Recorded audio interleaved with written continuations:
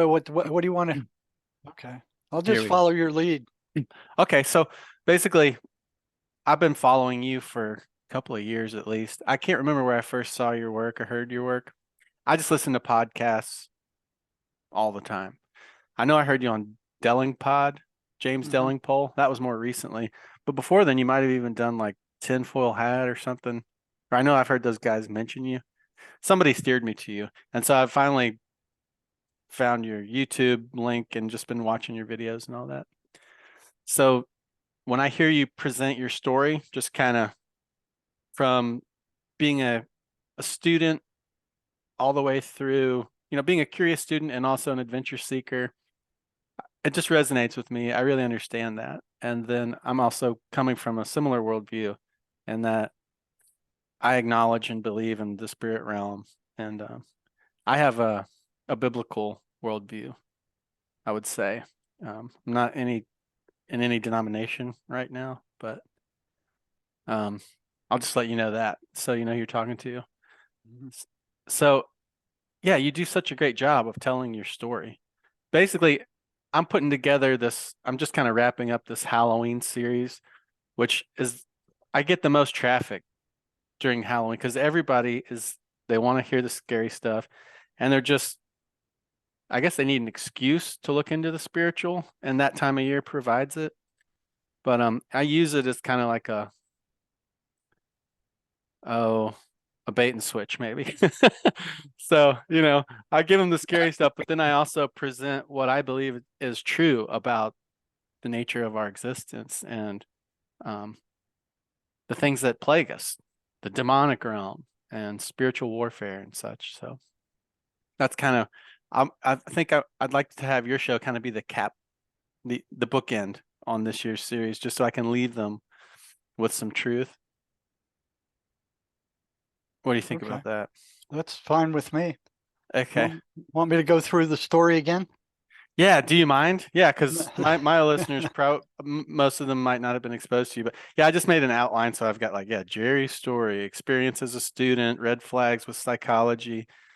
Um, just yeah, start wherever you want, and then I've got notes if there are things I'd like you to hit on. Try to get Okay, to. that's good because I'm getting feedback. You tell the same story over and over and over again, and I don't know who's listened to me before and who hasn't. Um, No, yeah, it's an important story, and just I'll give you some feedback. Every time I hear you tell it, I'm encouraged, and that's how I learn. Reinforcement, right? So um another thing well, is it doesn't change, That's another I've heard you tell it so many times. It's another way that you can tell this is true. This is real. So this guy, he's on it every time. And you can it really comes across that you're genuine and that these encounters you had were what they sound to be. And they're amazing and life a worldview altering, which is another goal of my podcast. I want to open people's eyes to well, get them. they are. If people realized what's really happening around them. I mean, you know, this drug run mental health system they have now, it doesn't work. I mean, it just doesn't work. You know, uh, it all centers around thoughts and frequency. And what they're doing with mental health is like pouring Thorazine on top of a magnetic field and expecting it to dissipate. Uh, thoughts are energy, memory is energy, intuition is energy. All those things are energy, and they're trying to treat an energetic disorder. All these uh, psychological disorders with drugs, and all they're doing is tamping down symptoms. They're not curing anything with any of those psychoactive drugs that they develop out of who knows what. So, starting back in undergraduate school, I saw that they didn't give us any access to a clinical population. It was like in psychology, you just go in there, they fill your head full of junk, and then you spit it out on the tests, and you have no way to see whether it's real or not. There's no way to verify it except for experimental psychology. You can go into rat lab, run some of these orders with they call them schedules, I guess, reinforcement schedules, and actually watch them take place in front of your eyes with rats. And the same thing works with humans. So that was one of the most useful courses I took in psychology, undergraduate psychology. Other than that, abnormal psychology was just a listing of abnormal states. They were like descriptions of abnormal mental states, and there was nothing about what to do about them or what to cure them, how to cure them, or how to handle them. And it's the same thing with their directory of mental disorders. I mean, it started out with like 59 or something like that. Now it's closing on 300. They make all those up. They're all made up. They're all fabricated, and they treat them like a Bible in graduate school. It's like you have to memorize these things like they're real disorders. I mean, they're all fabricated. There's not a single test that will verify any of them. No lab test, no EEG, no EKG, nothing. It's just what they say it is. So, when I graduated from, well, I started wondering about psychology when in undergraduate school. You never saw any researchers. I never did on the front lines. So here's all these guys, and they're all from universities and stuff. They're publishing all these papers where they have to publish or perish in the universities. So I later found out that 80% of what they publish in psychology is non-verifiable. It's non-replicable.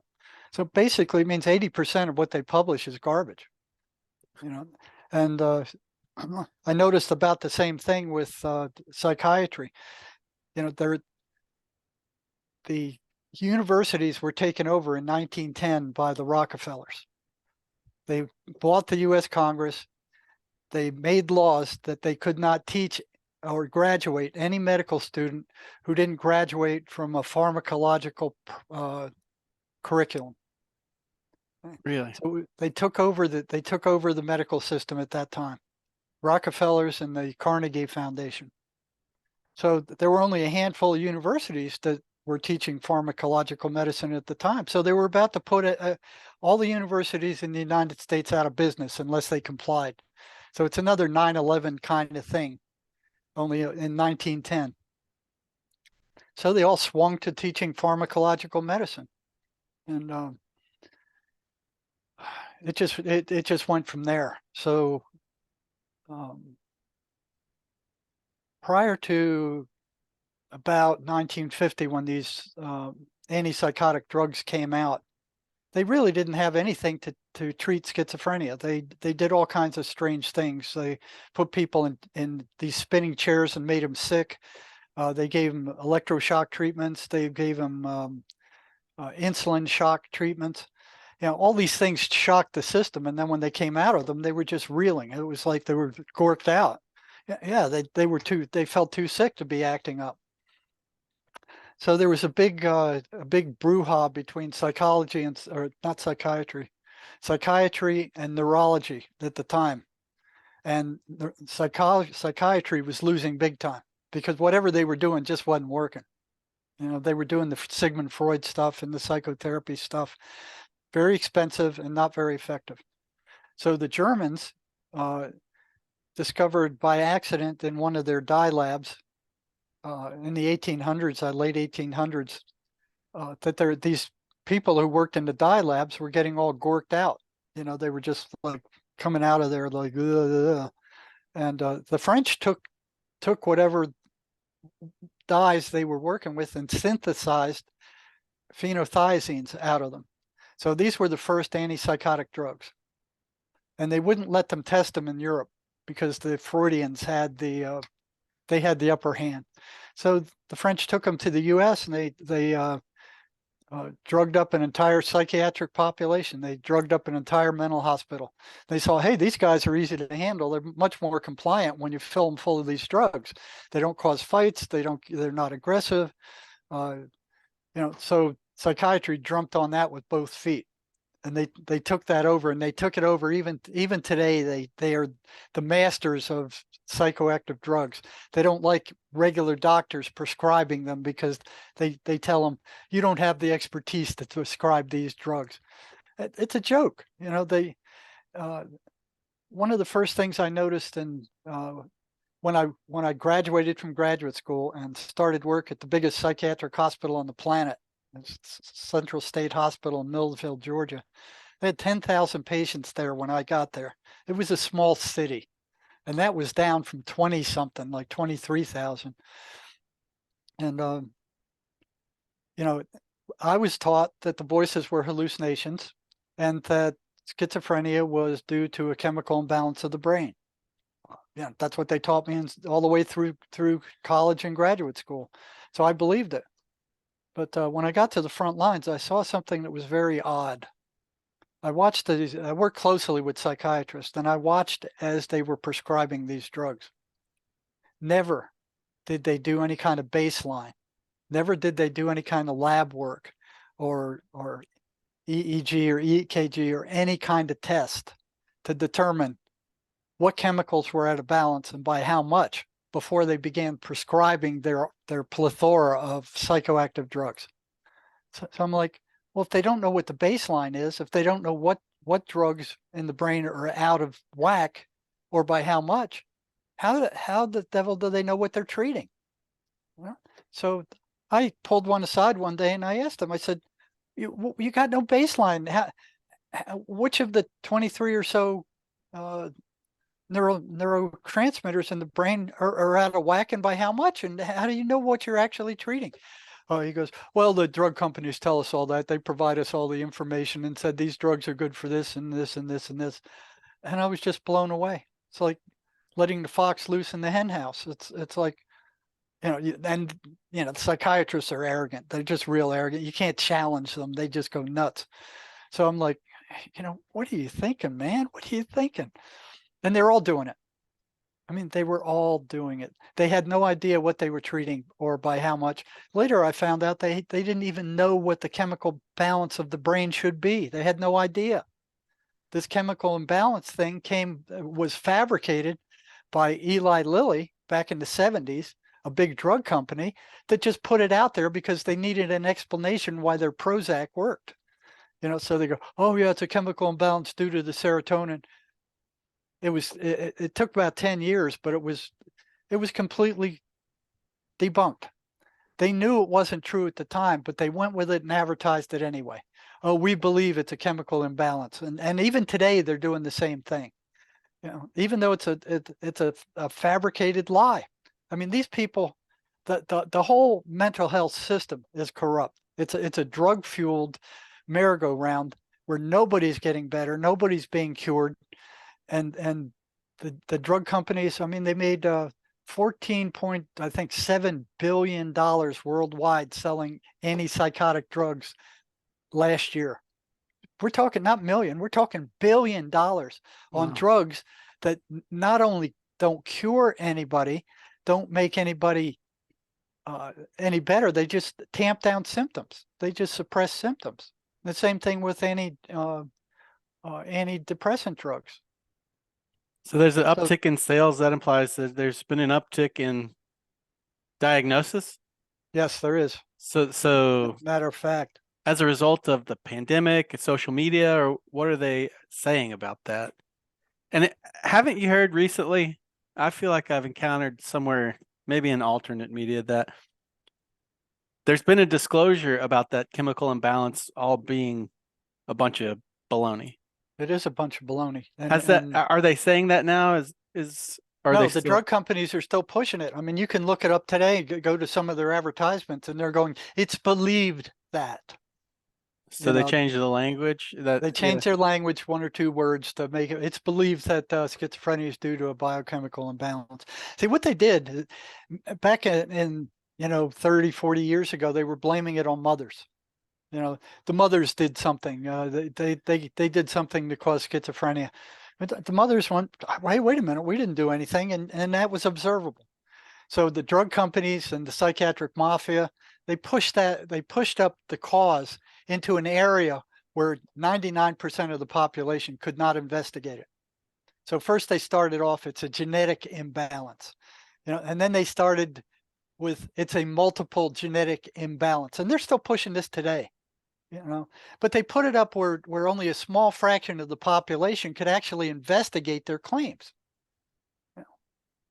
And then they have control. Geneticists. Yeah, geneticists.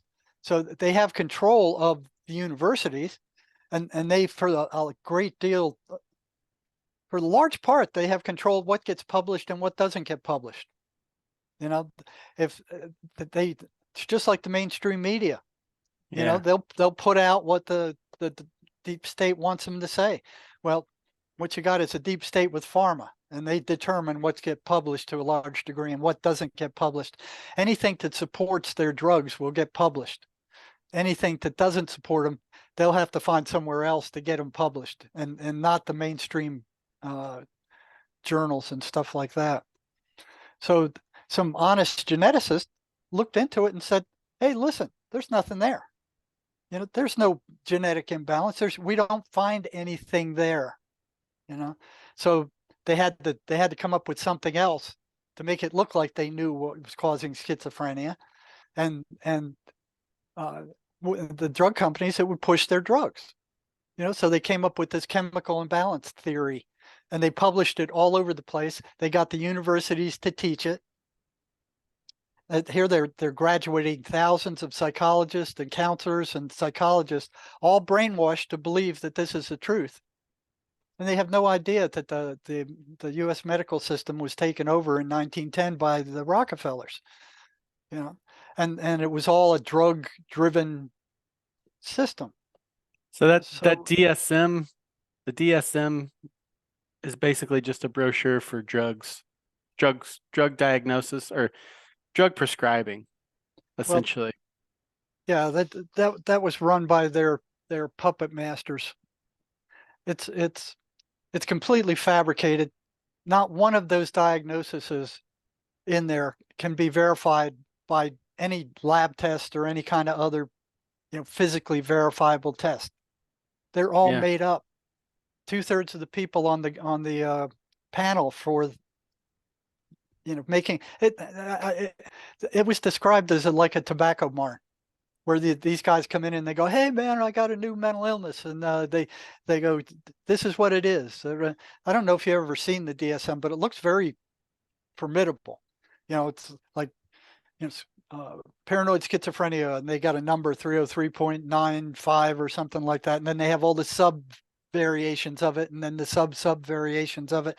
It looks like an awesome thing, and it all follows the same suit, but it's all fragments of human behavior cut up and pathologized into this Bible. It's one of the biggest frauds perpetuated on the public by the psychiatric mafia and their big pharma puppet masters. It's all fabricated.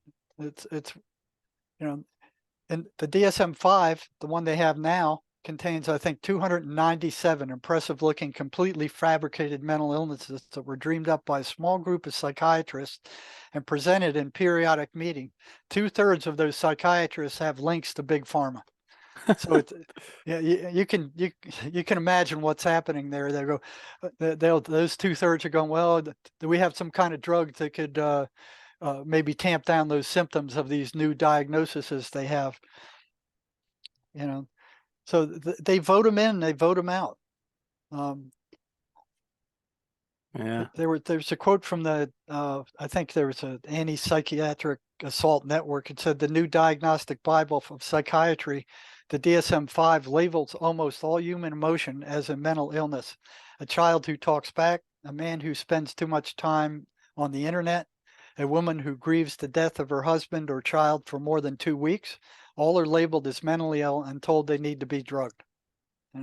Unhappiness is labeled depression, and people are encouraged to numb themselves with drugs instead of dealing with life situations that are causing their unhappiness. Over 2/3 of psychiatrists who wrote the DSM-5 have financial ties to the drug industry. Anybody who goes into a psychiatrist's office is going to come out with some kind of diagnosis. And some of these diagnoses they come up with are totally insane.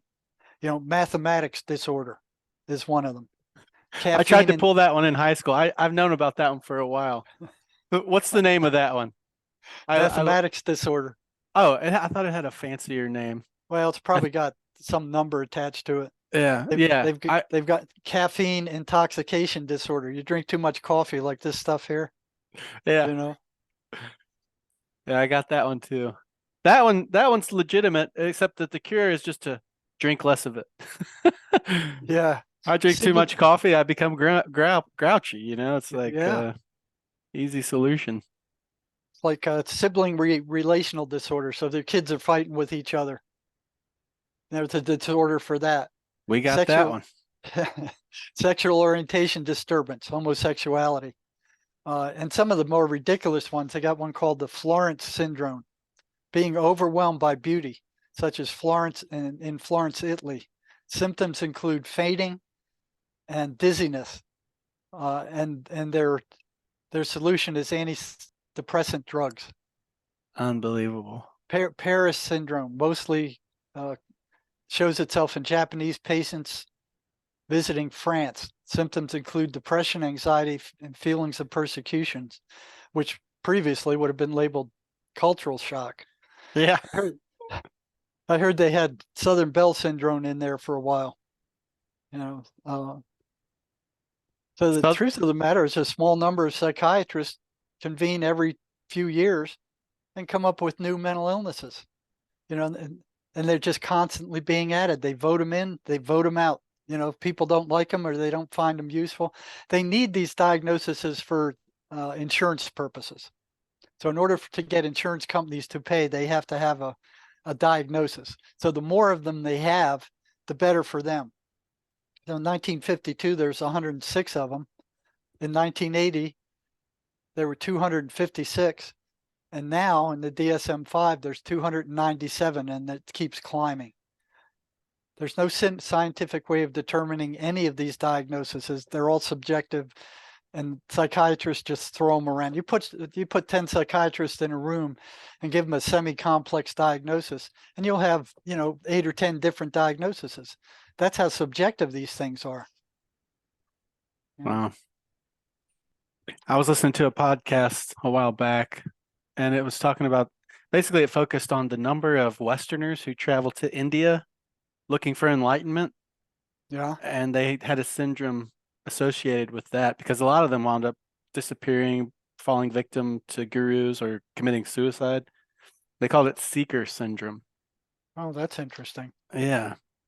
I think I got that one, except Yeah, me too. I'm seeking the truth. I'm not seeking a guru or enlightenment. I just want to know what is true. So, can you recall some of those first experiences you had as a first red flags? I overheard you talking to someone recently about throwing some of these questions around in a university setting, and they diagnosed you as like a functional schizophrenic or something. No, it was the trip to the bottom of the lake story. It was a what they diagnosed me. I was furious. It was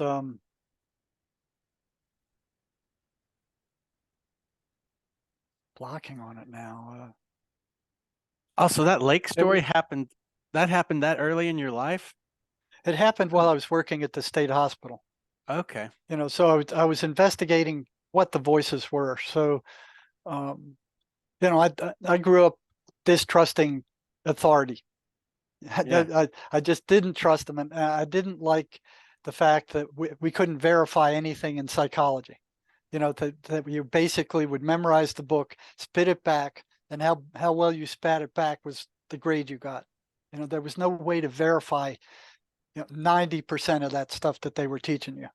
So you graduated and then you went to work in this No, I graduated from undergraduate psychology at Temple University, and then I knew I'd need a master's degree to actually get access to a clinical population. Because with an undergraduate degree, you really can't work with a clinical population. They give you, you might be a psych tech or something like that, but you wouldn't really get to work with these people. So I went and got my master's degree at University of Georgia, and in counseling, rehab counseling. So then I got the job at Central State Hospital, which is huge hospital, huge psychiatric hospital. And I went in there believing that the voices were hallucinations, and that the drugs were the only treatment for them, and that schizophrenia was due to a chemical imbalance in the brain. And then I saw that, like I told you, the psychiatrists were not taking any baselines. There was no lab test. I mean, how did they know what was out of balance or by how much? They didn't. Yeah. They had no idea. They didn't even know what the balance of the biochemical imbalance of the brain should be. So I'm like, okay, that doesn't make any sense. Then I remember one of the, this is an amusing little story. In undergraduate school, one clinical psychologist wrote a paper that was published, and it said basically, if two psychotics met each other and they both had the same delusion, so if both of them believed they were Joe Biden, one of them would have to change into something else. They couldn't have the same delusion. And I'm thinking, even back then, like, what sense does that make? They're both nuts. Who cares what they have the same delusion or not? I mean, they're going to fight over their delusion. And it didn't make sense to me, but I just kind of threw it in the back of my mind just in case. And it was like, fast forward 8 years, I was at Central State, and I was doing rounds on the second floor, and I saw a new guy talking to himself. And what I thought was, when they said that the voices are hallucinations, I thought they were like word salad, that they'd be mumbling stuff that was incomprehensible, like blah, blah, blah, blah, blah, stuff like, no, that wasn't it at all. They were carrying on coherent conversations with something that I couldn't see, or someone I couldn't see. It looked like one side of a telephone conversation. It wasn't word cabbage at all. They were arguing with something. They were fighting with something. They were carrying on conversations with something I couldn't see. And of course, the rest of the staff, they thought, well, they're psychotic, they're delusional. These are hallucinations. And I'm like, nobody was curious about what they were saying. Now, one of the staff, there were hundreds and hundreds of staff there. Not one of them was curious about what the voices were telling these people. So, one of the first encounters I had was this one fellow who was walking, he was walking around in the day room, and he was carrying on a heated conversation with somebody. I tried to sneak up behind him to kind of hear what was going on, and he caught me. And I introduced myself. Hey, I'm Jerry. I'm the psych for this unit. I haven't seen you before.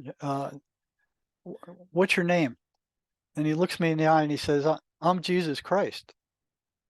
And I thought for a second. I'd look at him and I said, no, you can't be Jesus Christ, because I am. And I was sitting there going, okay, what's he going to do? Yeah. That paper is still in the back of my mind from 8 years ago. Yeah. And he cocks his eyes up and he starts thinking about it. And then he looks me in the eye and he goes, we can both be Jesus Christ. And he strolls off. And I'm going, okay, what else did they lie to me about? Oh, man. Yeah. And even in undergraduate school, I looked in the back of the book, the references, and it was this guy got this information from this guy, who got it from this guy, who got it from this guy, and who got it from this guy. It's almost like if they repeat it enough times, it becomes the truth. Yeah, it's not like a range of healthy cholesterols, like you're saying. Somebody had the idea and then they just keep passing it around, self-referencing. Wow, that's so strange. And I So remember, unscientific. yeah, well, psychology isn't very scientific. I remember one time I was scuba diving, and there was this little community of little fish that lived at the bottom of the ocean, and each of them had a little pile of rocks around them, and they would stick their heads out of those rocks.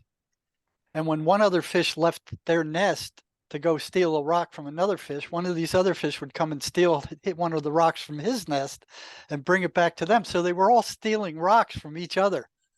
you know, and the only fish that were bringing new rocks in were the ones on the outskirts, you know, and I'd watch them. They'd go out into the ocean where, you know, they were subject to being attacked, and they'd come in with new rocks, and their rocks would be stolen by all these people, all these all these fish on the inside. And I didn't know why I was so um, fascinated with that until I looked at the references in the back of some of these psychology books. Um, That's a but great yeah, application. That it is. yeah, I was just fat. I burned up a whole tank of air just watching those little guys.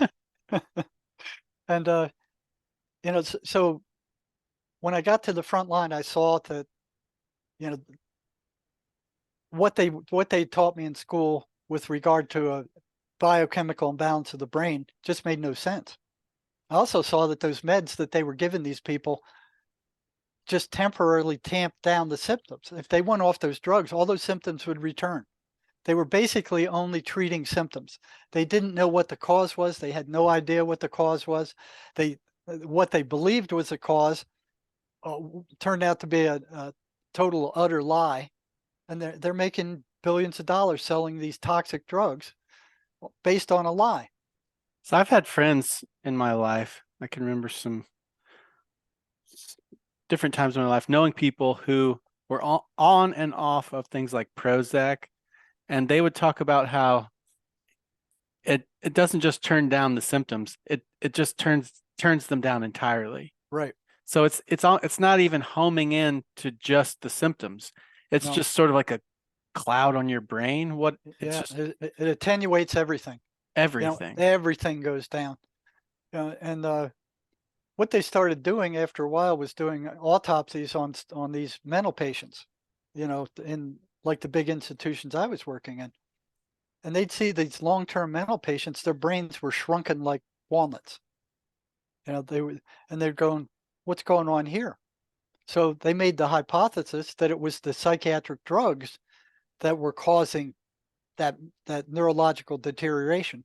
So some of these people who were doing those autopsies published some papers on that, and they spread, and the psychiatric mafia and big pharma went nuts.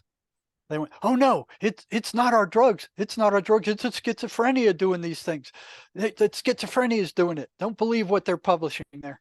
So and some of these more honest researchers started feeding these antipsychotic drugs to rats and monkeys and uh, you know, other lab animals, and they saw the same thing happening. So these drugs not only don't cure anything, they just tamp down symptoms. They are actually rotting out the person's neural system, their neurologic system, their brain. It's rotting it out. And it rots out their peripheral nervous system too. And what they were doing at the state hospital when they started showing symptoms of neurological damage, they just get some cogentin and dump it on top of them so they wouldn't feel those symptoms. They cover up the symptoms of the damage that these drugs were causing. So long-term use of these drugs, it's destructive to the nervous system, and they're not telling people that. They're not putting that on the black label or whatever. They're not putting that on the black label, you know. And I'm not even sure a lot of psychiatrists know it, because I never saw a psychiatrist explain to a patient how dangerous these drugs could be long term, ever. They just say, "Oh, your vision will blur out for a while. You'll feel sedated. You might lose sexual dysfunction for a while. You may gain some weight, and, you know, that kind of stuff," which is obvious stuff. The not obvious stuff, the rotting out of your nervous system, which takes quite a while, and the tremors and the mental malfunctions that take a while, that they don't mention that. You know, How they do don't. the I'm sorry. How do the schizophrenic drugs, like if you had to pick maybe two of the most diagnosed drugs for schizophrenics, how do they differ to drugs diagnosed or prescribed for things like depression or other disorders? Well, from what I can tell, and I'm not a psychiatrist, it looks like the major antipsychotic drugs are just major tranquilizers. They just gork the guy out. They just knock him out. You know, and what they're doing is developing better and better ones like Risperidol these days that don't have the blatant side effects of the earliest ones, like Thorazine. I mean, Thorazine was a very rough drug. I mean, it was like a tank compared to a Cadillac. I mean, it was uh, you were feeling the effects of that right away. But now they have risperidol and Mellaril and something. Now they got ones that I didn't even exist when I was working. They're coming up with new ones all the time. But basically, they're tranquilizers. They're major tranquilizers. They calm the person down. The voices want them upset. And that was the other fallacy that nobody was interested in the voices. We were all programmed to believe they were hallucinations. I thought they would be word salad.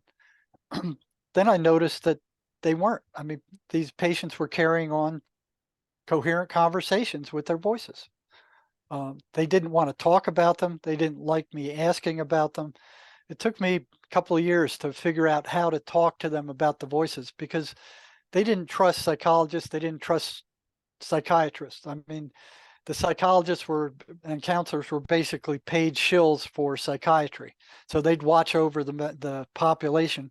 And if any of them were getting out of hand, they would refer them to psychiatry to be drugged. So that's basically what was happening. So these guys knew that. They figured it out. They didn't want to be drugged any more than they had to. They didn't like these drugs. I remember one day I was passing by on the big psychiatric unit I worked on. There was a banister that went up to the second floor. It was like basically a hollow pipe that they had shaped to work as a banister. The cap was cut off on the second floor, but there was a cap on it on the bottom on the first floor. And I was walking by one day, and all the patients were stopped to watch this guy who had a grinder, and he was grinding the pipe. He was cutting it, and sparks were flying all over the place. And that was about the most exciting thing going on at the moment. So I got in with the patients, and we're all standing there watching the sparks fly. It's like, hey, look at this. It's like the 4th of July, and there's smoke all over the place. And then when that cap fell off, thousands of pills poured out of there. They just fell out of there like a slot machine that had hit bingo. I mean, they just kept pouring. It was like a waterfall. Hundreds and probably thousands of them. They've been pouring those pills into the top of that banister for decades. And he cut that off, and they just all flowed out of there. And I have no idea why he was cutting that off of there. Wow. And each one of those, I remember thinking in my head, each one of those is a vote for a schizophrenic patient to go psychotic again. I'm like, why are they doing that? If these pills are the only thing that keep them sane, why are they spitting them out? Why are they throwing them away? It didn't make any sense. And it was this whole, 7 years of just piecing together piece by piece by piece of all these little things that didn't make any sense. So it's like, why are they doing that? Why are they choosing to go insane? And I had no answer for it. I looked at them. Most of them were antipsychotic drugs. They were the ones that corked these guys out. So threw it in the back of my mind, that little backpack I carry back there, and go, this will be useful one day. Right now, I can't figure it. Might fit in one day.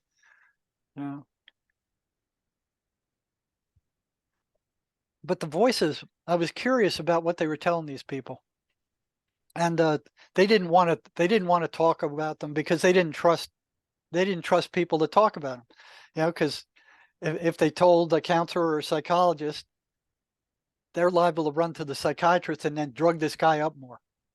Oh yeah. One thing that was interesting is for psychiatry, the voices were hallucinations until they learned that the voices were telling the patients to kill themselves. Then all of a sudden they became very real. They would Right. snatch those guys up, they'd lock them in a suicide cell, they'd drug them up, and they wouldn't let them out until they swore that they weren't going to kill themselves because they didn't want any suicides on their watch. It looked bad. Right. So they were hallucinations until they started telling the person to kill themselves, and then all of a sudden they became very real, and they reacted to them like a pig poked in the butt with a hot rod. I thought that was pretty strange. That is strange. Yeah. You talk about schizophrenia. I mean, that's a pretty strong divide. Wow. So during the period of time where I was asking patients about what the voices were telling them, the voices didn't like that, and they made it hard on the patient. So I really didn't know what was going on. Um, and then one of them went to a psychiatrist and said, "Hey, this this guy's asking us about the voices, and we don't like it. I don't like it." That the voices got upset. I ended up in front of the psychiatrist in his office being ordered, don't ask the patients about what the voices are saying. They're hallucinations. When you start asking them questions about them, you're reinforcing the hallucinations and you're making the patients worse. And I already knew that was bull crap, but you couldn't tell these guys anything because they have all the power in the mental health system. They're the ones, dishing out the drugs, which are the only things they knew worked at the time. And they pretty much ran everything, so you couldn't cross one of them. So I was like put on notice 2 times. I got called in front of psychiatrists for asking patients questions about what the voices were telling them. Both times saying that you're just reinforcing the hallucinations and making them worse. I'm like, where'd they come up with this stuff? The voices didn't like being asked questions. They didn't like anybody asking questions about them. I found that out later. I didn't know it then. I thought just the patient was upset, but it was the voices that were upset that upset the patient. Wow. So I found that out years later. But I had to be careful in the state hospital. Um, I saw 2 patterns at the state hospital before I left. And one was negativity. The voices were consistently negative. They didn't say anything positive. It was always, you're no good, you're ugly, you're stupid, everybody hates you, you'll never amount to nothing, you're any rotten thing you can think of, they were telling these patients. It was never anything neutral. It was never anything good. It was consistently, persistently negative. So the question in my mind was, what holds them on a consistently negative path? Why aren't they random like all other hallucinations? Why aren't they all over the place? Why are they consistently negative? I didn't have an answer. Yeah. But when one patient told me something, there were plenty of schizophrenics to check it out with. So I'd call in all the others on my caseload. Hey, is this true? What do you think of this? I mean, I was always asking them questions. And what do the voices do if you ignore them? What do they do if you do this? How do they react if you do that? But one thing persistently consistent was that the voices were negative. They uh, they were consistently derogatory, insulting, abusive, and destructive. They didn't deviate from that. Wow. So why was that? Why weren't they random? Why weren't they all over the place? I didn't Yeah. have an answer. Yeah. The second thing I found out was, some of these patients, they've realized something was bad, wrong, and they would go to church and religious services and try to, you know, pray for help. And when they would repeat the 23rd Psalm, one patient came to me, said, when I repeat the 23rd Psalm, the voices react like worms thrown on a hot frying pan. And I went, well, that's odd. So I started asking the rest of them. Said, does this happen when you go to church? Does this happen when you repeat the 23rd Psalm? And if they didn't know the 23rd Psalm, I would give it to them. And I said, here, repeat this when the voices come back and tell me what happens. It was consistent. The voices went nuts with the Really? 23rd Psalm. They Holy didn't like cow. it at all. Why would a hallucination do that? Yeah, consistently. Yeah. Yeah, consistently. You know, why would a hallucination care about the 23 Psalm or the Bible or the person going to church? Why would it care? I mean, And how could all those hundreds of different people be experiencing the same hallucination? Yeah. well, the same reaction The same to, reaction. Yeah. yeah, the same reaction, you know. So it, the third one I found at the state hospital. So here's patterns that's starting to come out. So if these things are running patterns, they can't be hallucinations. Hallucinations don't run patterns. So here's the psychiatric mafia and all the universities, producing thousands of students, telling them that the voices are hallucinations and to ignore them. You know, the third one was they foster and create negative emotion. If you look at the what they say, they're being derogatory, insulting, abusive, and destructive. They're generating negative emotion. Yeah. You know, and then later I found out that they generate a ton of that, and then all of a sudden, when the voices attack after they leave, the patient doesn't have any energy. It's gone. You know, and I thought for years that what that was the negative emotion, you know, being told if somebody, you know, these invisible entities were telling you you're no good, you're stupid, you're rotten, everybody's watching you, they think you're dumb, they're, you know, and you're constantly being bombarded with that. I would think, yeah, well, yeah, you'd be lack of energy. But I found out that wasn't the case. Later on, I found out when I went to work for the president that these voices were actually draining these people. They were stealing their energy. They were taking their energy. And that was a mind blower too. Um, so I didn't know why they weren't taking their medications. And at the end of 7 years, I worked at that big hospital for 7 years, and you know I saw those three patterns, but I still didn't know why these people were throwing their medicines down the toilet and throwing them down the banister and all that kind of thing. They were actually choosing to go insane. You know, and why were they doing that when the pills were the only things that would bring them back to sanity, you know, by suppressing the symptoms and allowing them to function somewhat normally. Uh, but they didn't cure anything. Soon as they went off their meds, a week or two later, they'd be back to being flaming psychotic again. So they weren't curing anything. At the end of the 7 years, there was this, we had uh, like vocational school there that we would send these patients to and teach them kind of low level skills, you know, janitry and cosmetology and you know auto stuff and um, you know skills, marketable skills when they get out. But if they wouldn't stay on their medicines, then they weren't going to be able to do that. So that there was like a unwritten rule: if they went off their meds 3 times, they would be discharged from the program, and we'd bring on other patients that would stay on their meds that had a better chance of success. Um, and I had this one cosmetology student. She was doing great, made good grades, did great in class. Uh, she'd been off her meds 2 times, and then one day I got called up by the cosmetology teacher saying she's going nuts in my classroom. Come and get her out of here. So I went down there, and yeah, she was in the corner. She was paranoid. She was screaming at people and completely psychotic. Brought her back to her room and called the psychiatrist. He drugged her up, and that was her 3rd time that she'd been off the meds. So she was going to be discharged.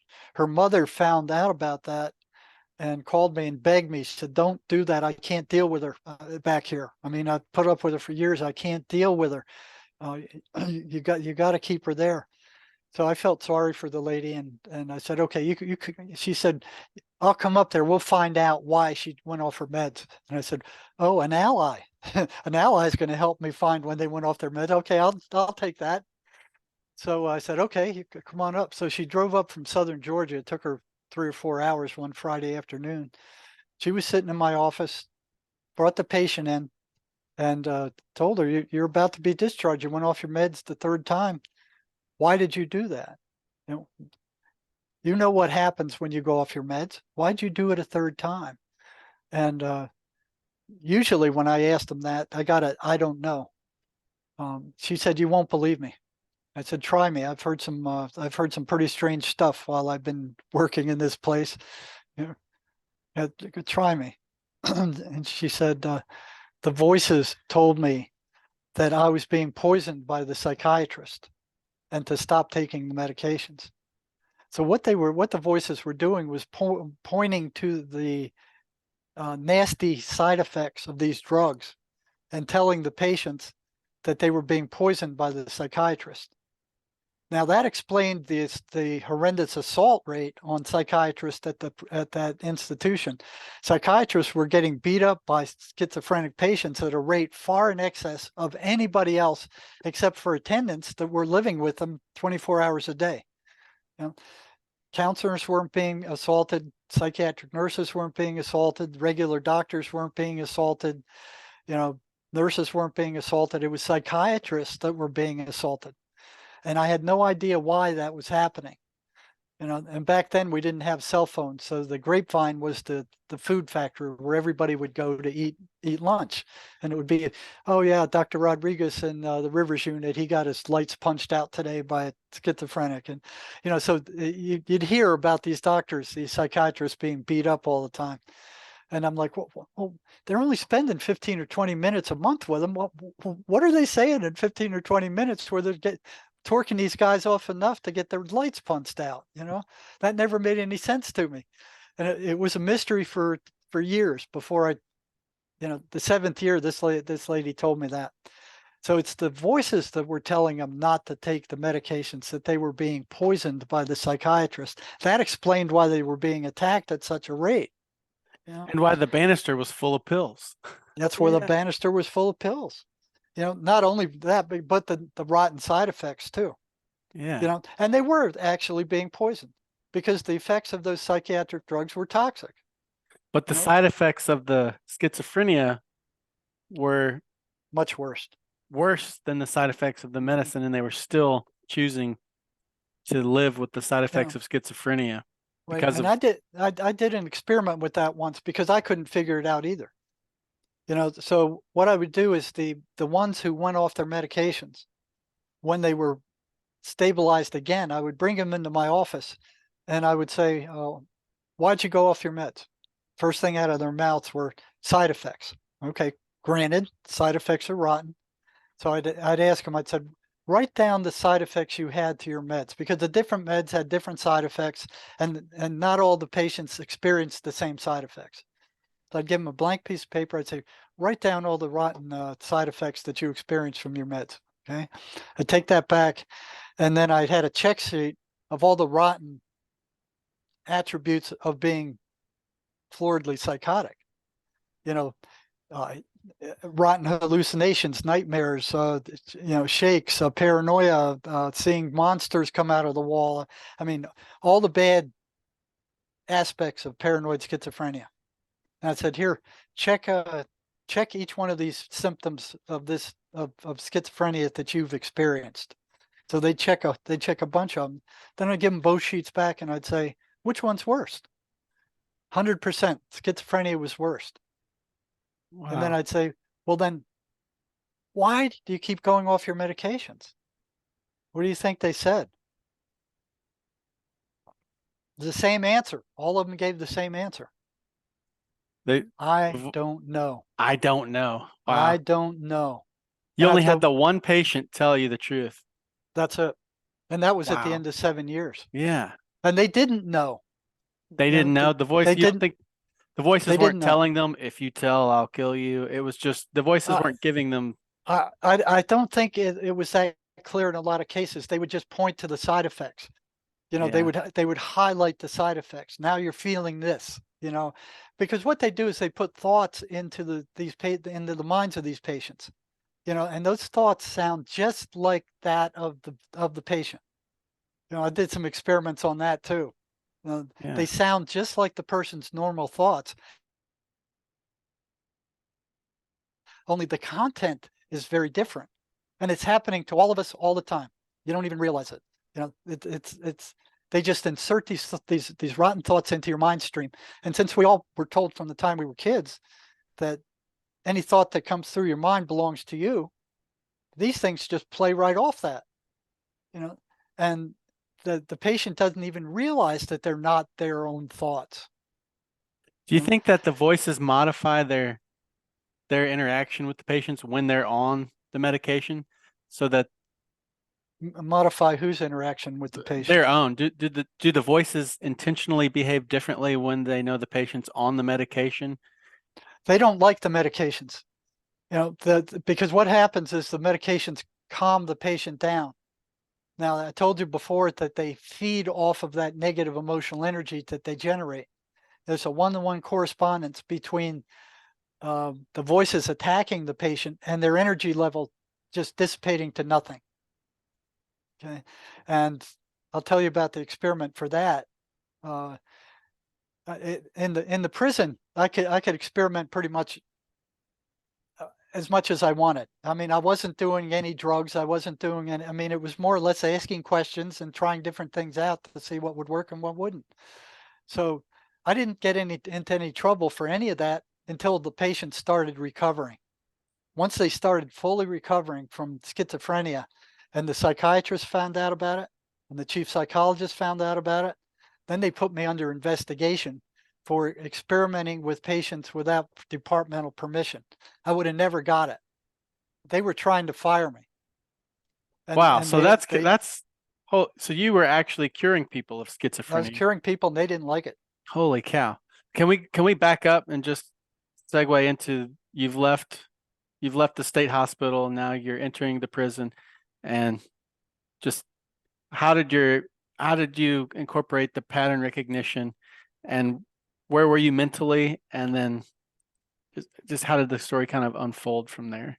Well, what I did from there is they closed down all the psych hospitals all over the US, Proposition 13.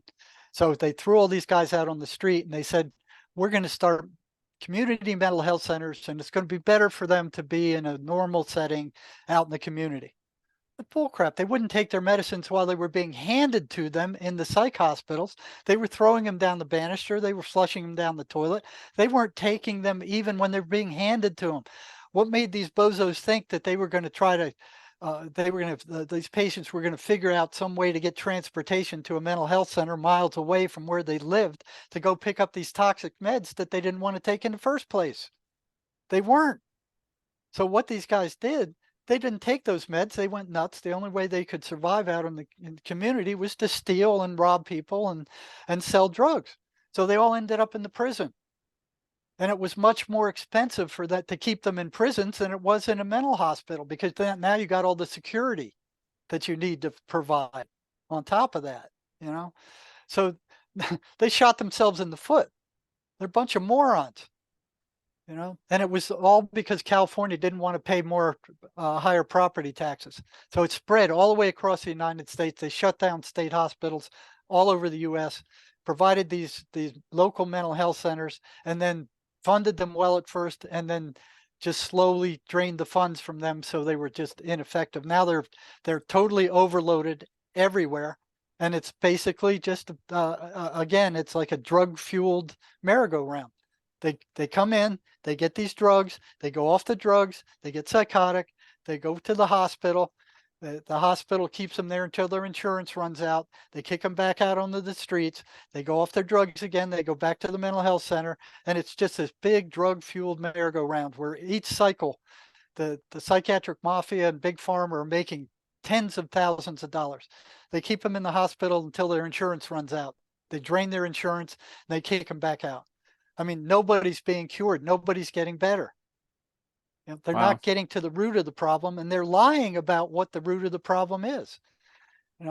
So these patterns, for the first time, are showing that these voices aren't hallucinations. If they're running patterns, there's something that's causing these patterns.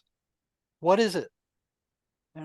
So when I got to the prison, there were plenty of schizophrenics around. Not all of them wanted to work with me, but what I did is I got a group of 10 or 15 that would tell me in real time what the voices were telling them while we were talking, right in the session. Well, the voices are saying you're full of crap not to listen to you.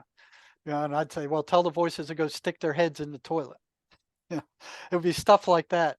So once I saw they were running patterns, I got curious. I like, well, I wonder what would happen if I started throwing some monkey wrenches into these patterns and start breaking them up, or telling the patients to do the opposite of what these patterns were telling them to do. And it wasn't long after that before the patients started coming in and saying, the voices don't like you. They don't like what you're doing. They don't want us doing this. They don't want us coming to your office. They don't want us participating with what you're doing. But these guys were as curious about what the voices were as I was. They didn't know what they were. They had Yeah. no idea. They knew they weren't hallucinations. Yeah.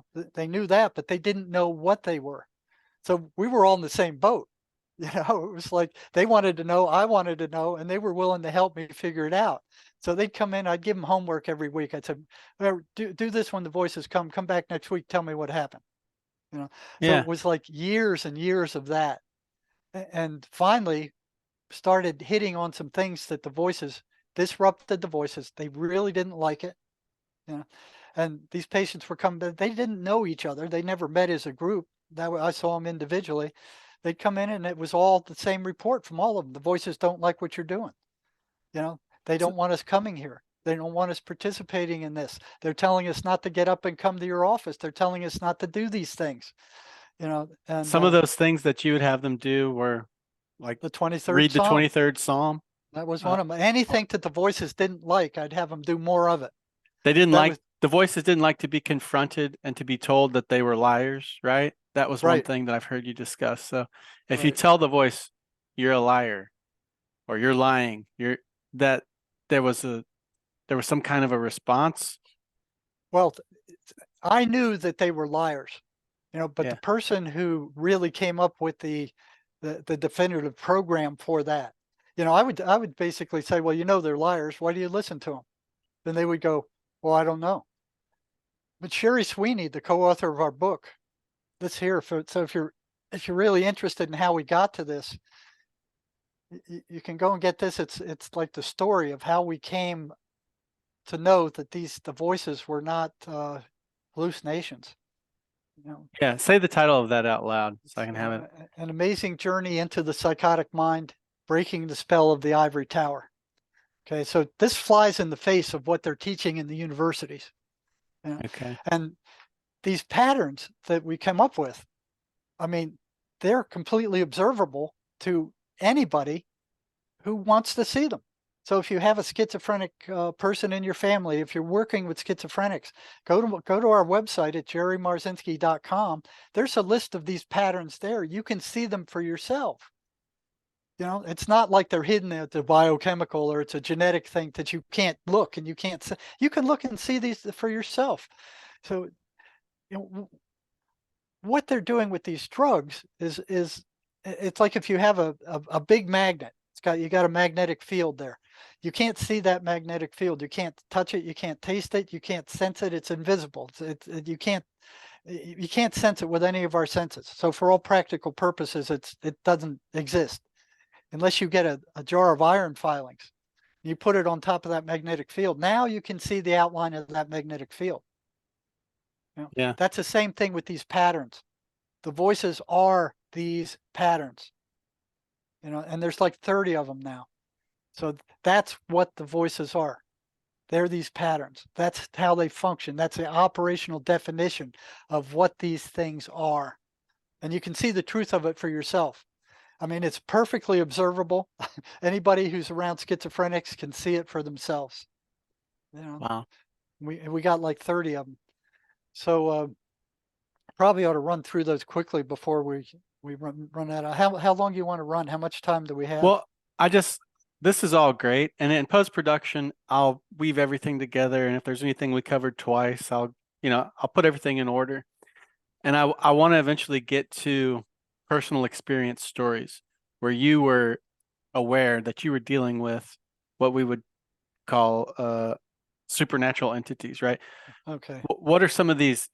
I've heard you talk Well, about attacks and well, just I'll go back to the messing with the patterns. yeah, Okay. okay, So it was patient after patient after patient or prisoner would come in and go, the voices don't like it. They don't like what we're doing. Then one guy at the doorway once when he was on his way out of the office, he turns around and he looks at me, he goes, "You know what you're doing is dangerous, don't you?" And I never crossed my mind. I was thinking, well, they're in your head. They're not in my head. They're tormenting you.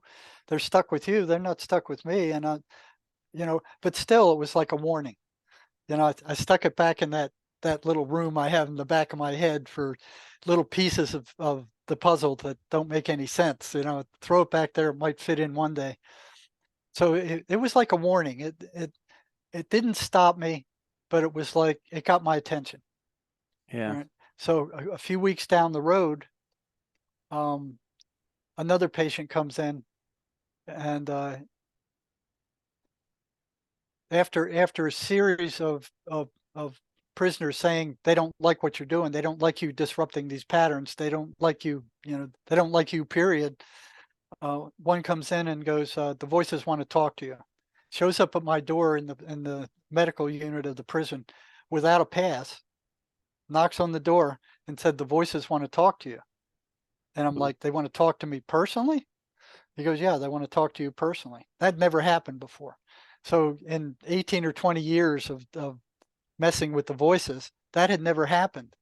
It was always the patient would tell me the voices are saying this. And I would say, you tell them this kind of thing. Yeah. So, I got goosebumps. That's scary.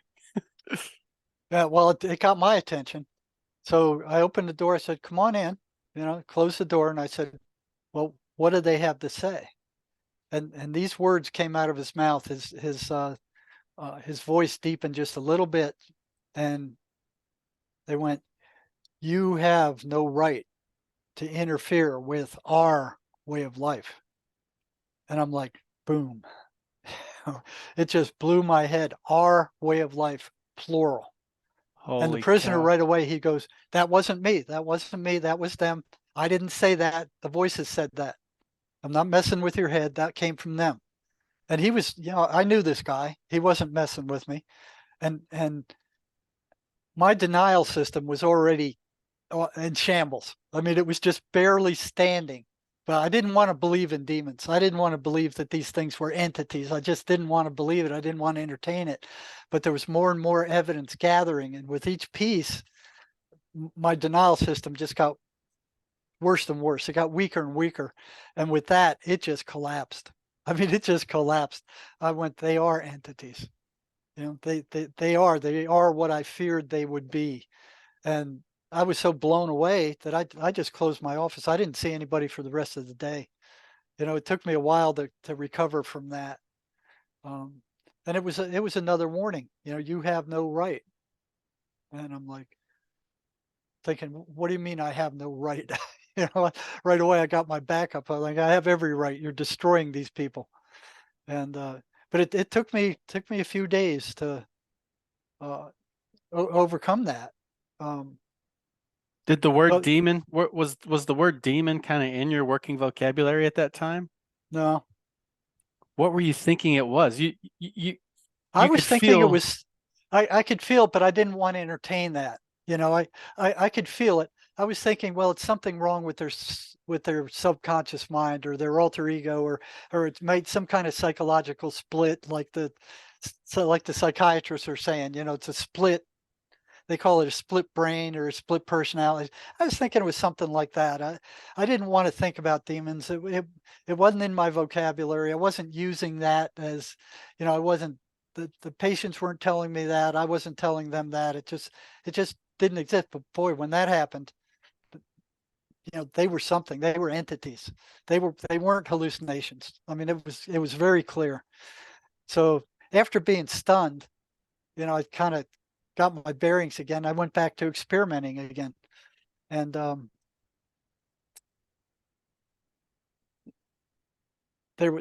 I saw that there was a one-to-one correspondence between the energy leaving these people when the voices attacked. So the voices would attack them, their energy level would drop down to nothing. And I would ask them about that. I'd been asking them about that for years. And I'd say, where did your energy go? And they go, I don't know. That was their answer. So I did that one experiment with, well, this is a different experiment. I had a paper with 1 to 10, you know, energy level, and I had a before and after, and I would hand to the patients. I go, how much energy did you have before the voices attacked you? 1 to 10. How much energy did you have after they attacked you? It was significantly different afterward. Their energy level was much lower, consistently with all of them. They wow. didn't know why, Yeah. and I think we ran an analysis of variance on that, and it came out as statistically significant.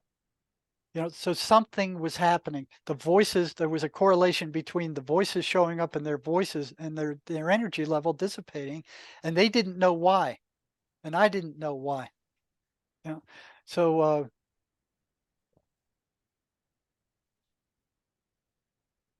what happened was I was reading this book by Miguel Ruiz called The Voice of Knowledge, and it was talking about entities that would steal people's energy.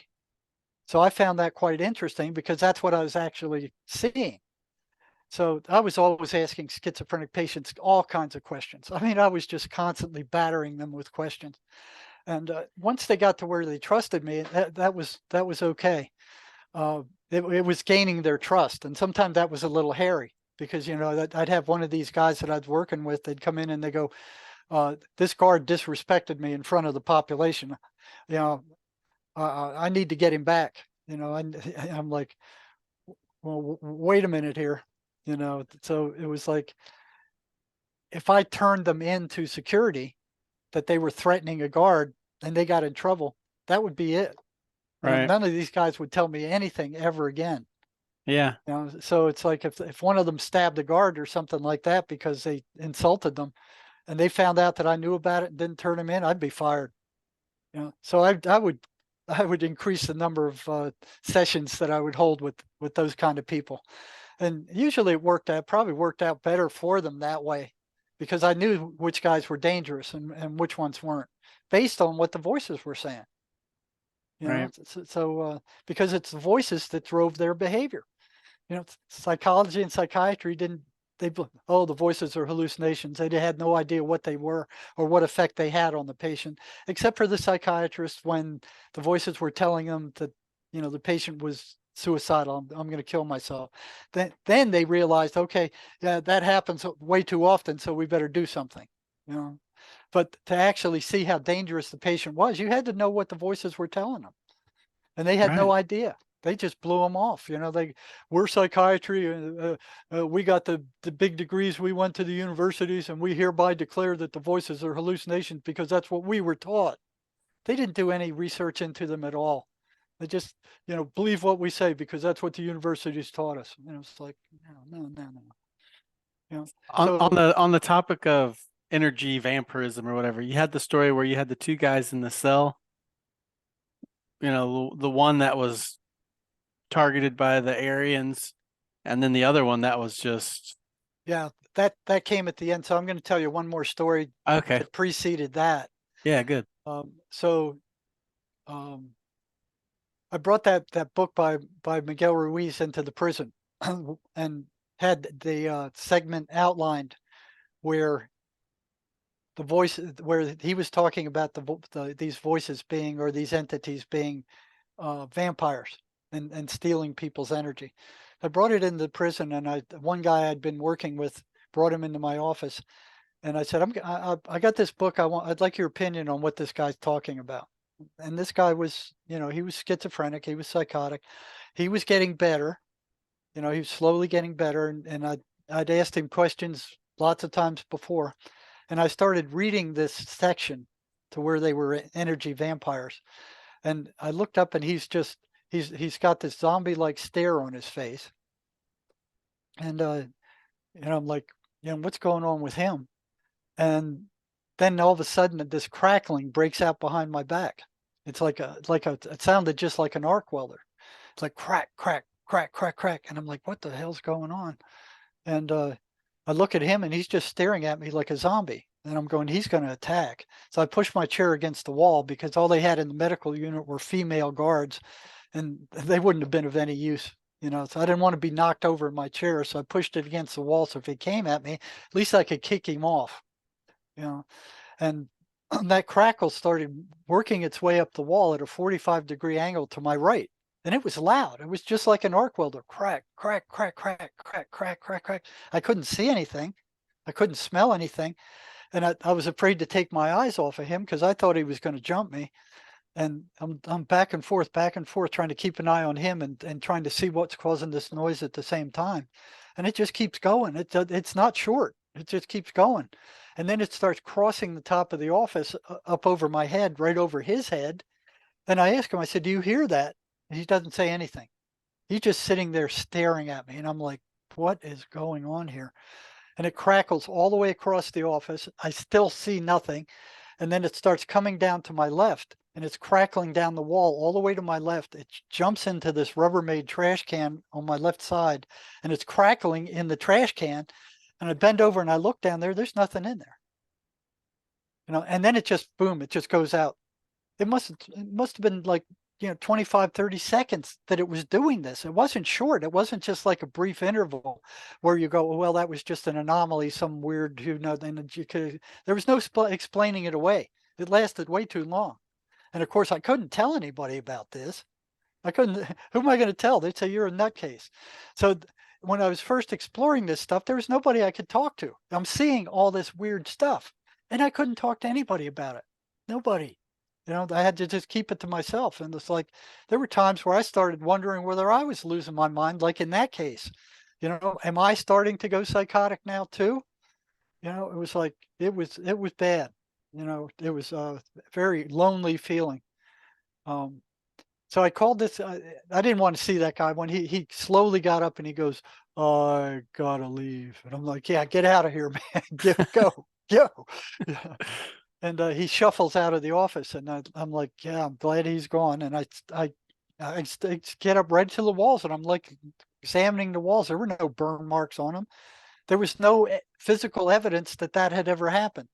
So I walk out into the hallway to see if there was anything that could have explained it.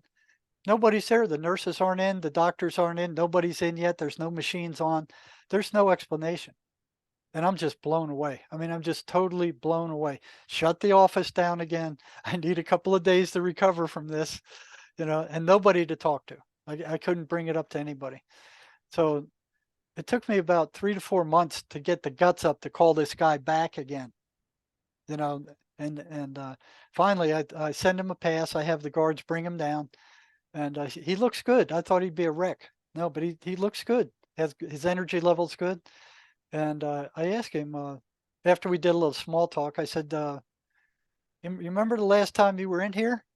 He goes, "Yeah." I said, "Did you hear that crackling?" He goes, "Yeah, I heard it." But he said, but he said, I'm surprised you did. So he's surprised I did. And I asked him, I said, "What was that?" And he says, "That was them." And I said, "Them who? The voices?" He said, "Yeah, those were the voices." Now that took me back even worse because I didn't think they could affect physical reality. I thought they were just stuck in his head. Now, if they could do something like that, they're affecting physical reality. And I'm thinking, okay, what else can they do? You know? Right. So now I'm getting wary because I'd already been warned. I had no right to interfere with their way of life, and now this craziness happens. And here's this psychotic prisoner, telling me that they did that on purpose. And I asked him, I said, "Well, what were they trying to do?"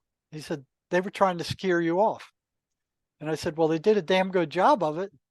And I said, "You looked really strange when you left my office that day." I said, "What were they telling you as you were walking out the door?" And he said, "They were telling me to go get a shank and stick it in your gut." And I'm thinking, he wouldn't do that. I worked with him for 6 months. He wouldn't do anything like that. And I asked him, I said, "Well, why didn't you do it?" And he said, "I couldn't find one and nobody would give me one." And I'm like, it was out like outer limits. It was like do do do do do do do do. It's like, what am I getting myself into? Because I didn't have any cognitive map of this. I didn't know where all this was going. I didn't know how dangerous it was. He made it pretty clear. Yeah. It could get very dangerous. You know, so that was another take back. But still, their energy level still kept dropping. I mean, it was consistent. They didn't know why. I'd ask them one after another. You didn't use that energy. You were laying in bed. The voices were attacking you all night. All you were doing was rolling around back and forth. You didn't use the energy. Where did it go? The answer was, I don't know. I don't know. So then there was the case you were talking about where I went into work one day and they put me over the jail for the prison. So they gave me all the worst units. I mean, the most violent, the most, but that's where a lot of the psychotics were too. So I come into work and here's an inmate letter, from one of the inmates over in the central detention unit, the jail for the prison. So the worst of the worst from the whole prison went to this unit. It was a maximum security unit. There are 2 people in each cells. The cells were like 8 by 10. They were built for 1 man. They put 2 in there. So here's this one cell where this guy who wrote me was stuck with this flaming psychotic guy in there. And then at the same time, I get a call from the captain of that unit saying, you need to come down here and do something about this situation because this crazy guy is driving his cellmate nuts. He's pacing the cell all night. He's talking to voices. He's mumbling. He's acting crazy. He's standing over him at 3 in the morning and just staring at him. The guy can't get any sleep. Now, I looked up the sane guy. I looked up his prison record before I went over there. And he was sent over there for being a snitch on the Aryan Brotherhood, which is a prison gang, a big, nasty prison gang. He snitched off one of their drug deals. So they lost all their drugs. The prison officials broke up their gang on our prison and sent their members all over the state, broke up the whole gang. So, and they wanted him dead. So they'd already stabbed him once or twice. You know, he was put there for protective custody. Okay. They wanted him dead so bad that they actually got in enough trouble to be sent there so they could get him. So there were 1 or 2 of them there, and they were throwing notes under his door saying, we're here. We're waiting for a chance to kill you. First chance we get, you're done. You know, so they're throwing these notes under his door. This poor guy couldn't have been under more stress than if he was on the front lines in some war somewhere. Yeah. So they're both in the same cell. You know, being treated identically pretty much by the staff and by the prison rules. So I call them. I go over there and I call out the normal guy first, the guy who wasn't psychotic, and he bounds up the steps. He's not using the handrail. He's got a brisk step to him. He sits down in the chair. He's anxious. He's a bit paranoid, but he's got lots of energy. He's got plenty of energy. You know, and he goes, yeah, this guy's crazy. I mean, he's standing over me at 3 o'clock in the morning. He's just staring at me. I don't know what he's going to do. I don't know why he's here, but he's crazy as a bedbug. He's talking to somebody that's not there. He never sleeps. He's acting bizarre. You got to get me out of here. You know, so I went, well, I'll do what I can. I don't, I don't make the housing rules and stuff, but I'll see what I can do to help you. I send him back, and then I call up the flaming psychotic guy. He slowly walks up the steps. He's grabbing onto the handrail. He's pulling himself up. He didn't have any energy. He just shuffles toward the interview room. He sits down. He slumps down in the chair like no energy. And I said, "Are you hearing voices?" And he goes, "Yeah, I'm hearing them all the time. They won't let me alone." And I said, "How's your energy level?" And he says, "It's in the dumps." You know. Now I had the sick psychiatry on him because he was out of it. But walking out of there, I went, it's not the voices telling him bad stuff. I mean, you couldn't be under more stress than this guy. You know, it's the voice. It's a perfect experimental situation. I mean, they're both in the same cell. They're eating the same food. They got the same guards. They're under the same rules, the same physical surroundings. Everything else is equalized out. But Yeah. yet, this one guy has lots of energy, and he's under more stress than most people could bear. So my theory that it was the stress of the voices torquing these guys all the time out the window. No, there's something else going on here. Okay. Right. So when what happened is the voices don't want the victim to know that they are parasites. They go nuts. When I was working in the emergency room the last 10 years I was working, they didn't want you working with people in the emergency room. They wanted you to get the psychotic guys out of there. They didn't know what to do with them. They just Yeah. wanted them out so they could get medical patients in. So they didn't want you counseling them or giving them advice or anything like that. But 2 things they had to know to recover is, one, that the voices were not who they were, that they were coming in from the outside, that they were liars, and 2, that they were parasites, that they were taking their energy. So I had to be very careful there because they're still under the same, psychiatric mafia, that would gut me if they found out I was telling patients that. So the patients I thought could handle it, I would tell them that. And the voices would go nuts. When I told the patient that they were parasites, the voices would go crazy. So if they were going to act up, they were going to act up after the patient was told that they were parasites. How would they manifest when you would tell them that? The patient would just get anxious. I mean, they'd get angsty. They'd want to get out of the office. I had one where she actually jumped up and ran out of the office and started running around the floor, just going nuts.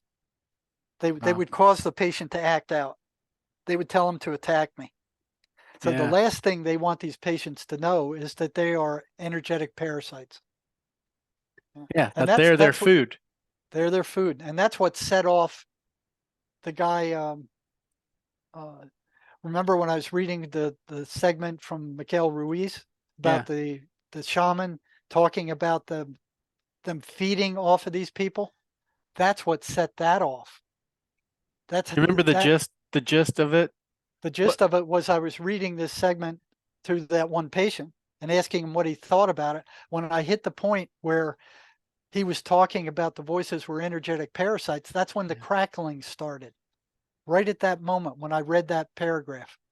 I mean, They yeah, the don't paragraph. I might look that up and just insert it. That's what I do in post production. Like when you refer to that paragraph, I might read it as a voiceover for the show. I do all these sound effects and stuff too.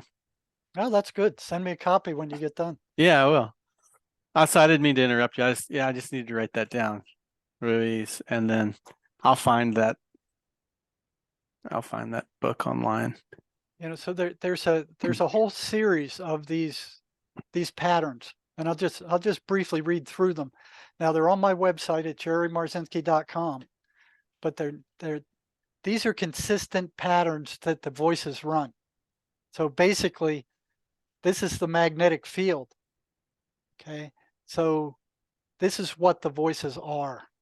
They're not hallucinations. They run these patterns persistently, consistently. And if they're running patterns, they can't be hallucinations like the psychiatric mafia is saying they are. They're consistently negative. They're consistently anti-religious. They foster and create negative emotion. They want to generate that negative emotional energy. That's what they feed off of.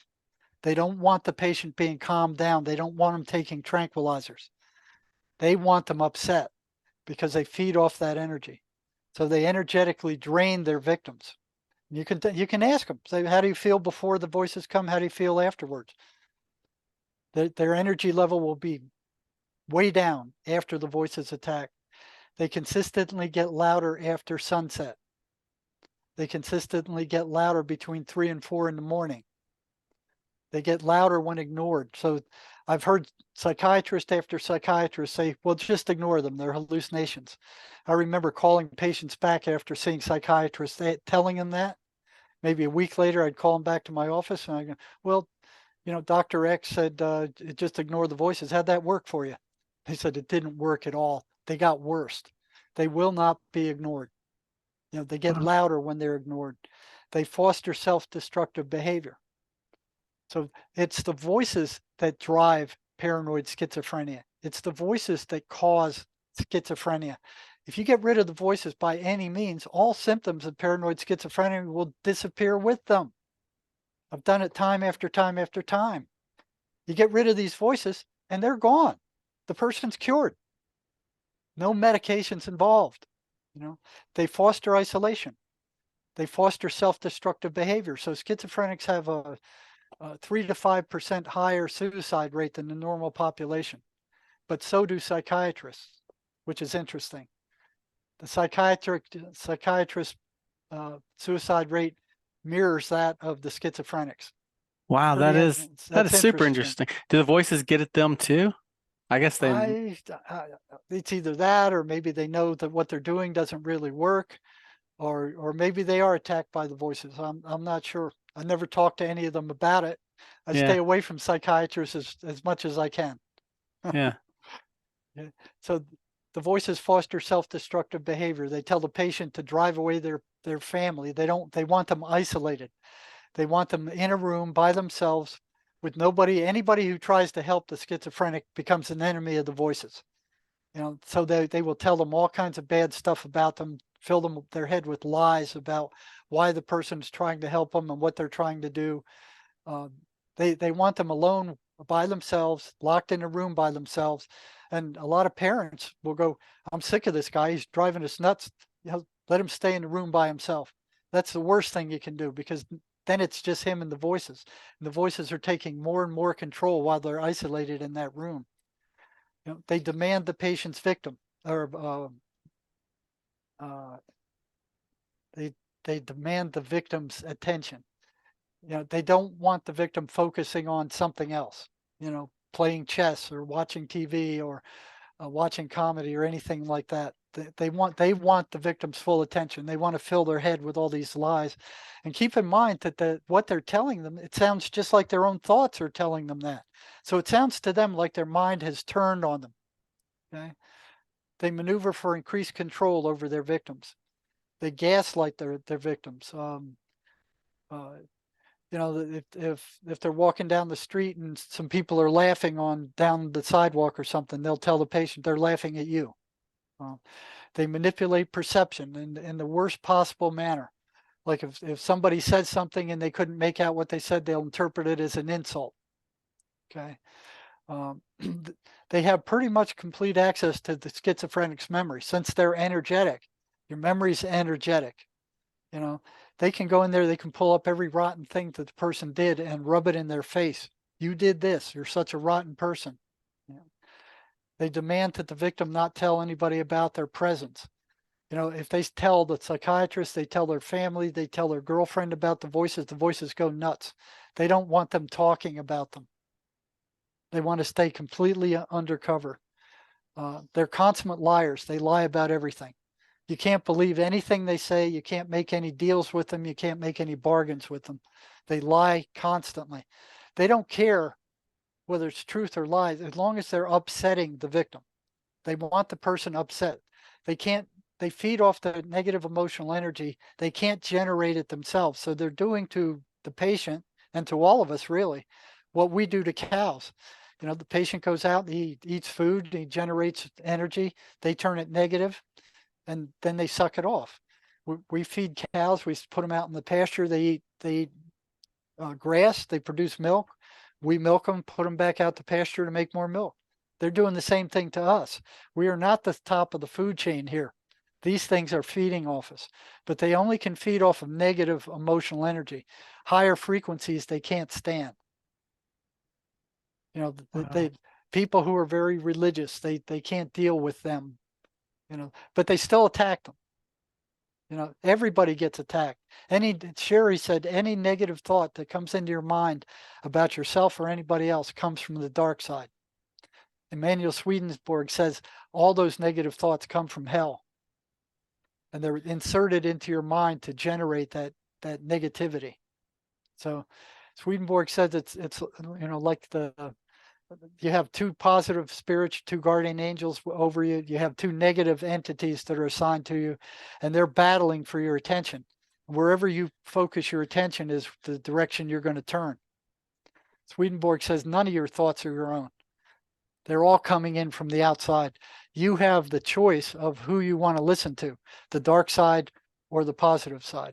And the positive side speaks more in feeling, it's an intuition, and they will not interfere with your free will. You have to ask them for help if you're going to get help. They won't just interfere unless you're on the verge of death. The dark side entities, they'll just barge in there and they'll just put all this crap in your head. They'll put it into your thought stream, and it sounds just like yourself. So you think it's you, but it's not. Have you had any personal experience with these voices? Once I prayed to hear them while I was working at the state hospital. Can you tell me about that? Yep, that was the bottom of the lake experience. So I didn't know what they sounded like. So one day I prayed and I said, God, let me experience these things. What do they sound like? What are they like? And at that time, after I got off duty at the state hospital, I'd lived on a lake, and I'd loved swimming. I loved the water. I took a half year skin diving, a half year scuba diving at Temple University. So I was very at home in the water. I get home from work, working with crazy people all day. I'd jump in the lake and I'd just swim. It'd be like a meditative thing. I'd wait till it was late in the afternoon because the motorboats started disappearing off the lake at that time. They'd all go back to their docks and people go back home.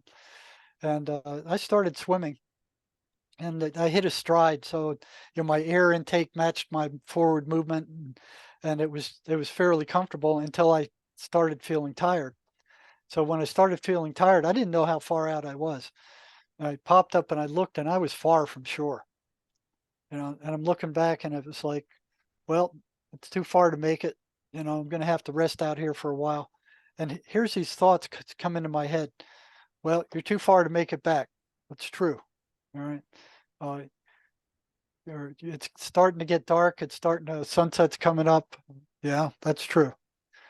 All right. Um, it's going to be dark pretty soon. Yeah, that's true. And then one of the things that you had to do they called it the survival float. You just float like a dead man, really. You take a deep breath, and you're just hanging in the water. So your arms are dangling down in the water, your legs are dangling in the water, your face is under the water. And then when you run out of breath, you just kind of throw your head up, you exhaust all that air real quick. You start sinking immediately as soon as you do that. And then you suck in another breath of air. Okay. You'll sink for maybe 2 or 3 feet, and then you'll bob back up again, and you'll go into this dead man's float again. Takes very little energy. You could do that days if you had to. The water was bath warm that day. I wasn't cold. And when I was sinking down, that thought come into my head, repeating all this stuff again. It's like, well, you're far from shore. You can't make it. It was a yes set. Yeah, I was too far from shore. I couldn't make it back if I tried to swim it without resting up. It was starting to get dark, and I was sinking because when you let the breath out, you sink for a while and then you pop back up. So it was a yes set. I noticed it was a yes set. It was a psychological yes set. It's what salesmen use. And I'm going, why am I using a yes set on myself? You know? And at the end of the yes set was like, you're going to drown. And I'm like, where'd that come from? So it's like, yeah, you're too far from shore. You can't make it back. It's starting to get dark, and you're going to drown. I'm like, I'm going to drown? Where'd that come from? That didn't even, I wasn't even worried about it. It wasn't even a concern. It wasn't even in my mindset. I mean, I had no worries about it at all. I'm like, where'd that come from? And why is my own mind using a yes set on me? Didn't make any sense. So I'm resting up, and as I sink, this thing comes, and when I got back up to the service, it used that same yes set again, but it said you were sinking toward the bottom of the lake. You're going to drown. So here's the same thing again. You're too far from shore. The lights are going on. You're going to get disoriented. It's getting dark. And you were sinking toward the bottom. You're going to drown. I'm like, what is this thing? Where'd it come from? I mean, why is my mind using a yes set on me? So I figured I'd spite it. So next time I went down, I took a breath of air. I was sinking down, and instead of just bobbing to the surface, I let more air out to sink further down. So I kept sinking, and then I hit the crush depth. And now I was kind of weirded out with what was going on because I knew something strange was happening. This wasn't me, but I didn't know what it was. And I had no idea why I'd even tell myself such things like that.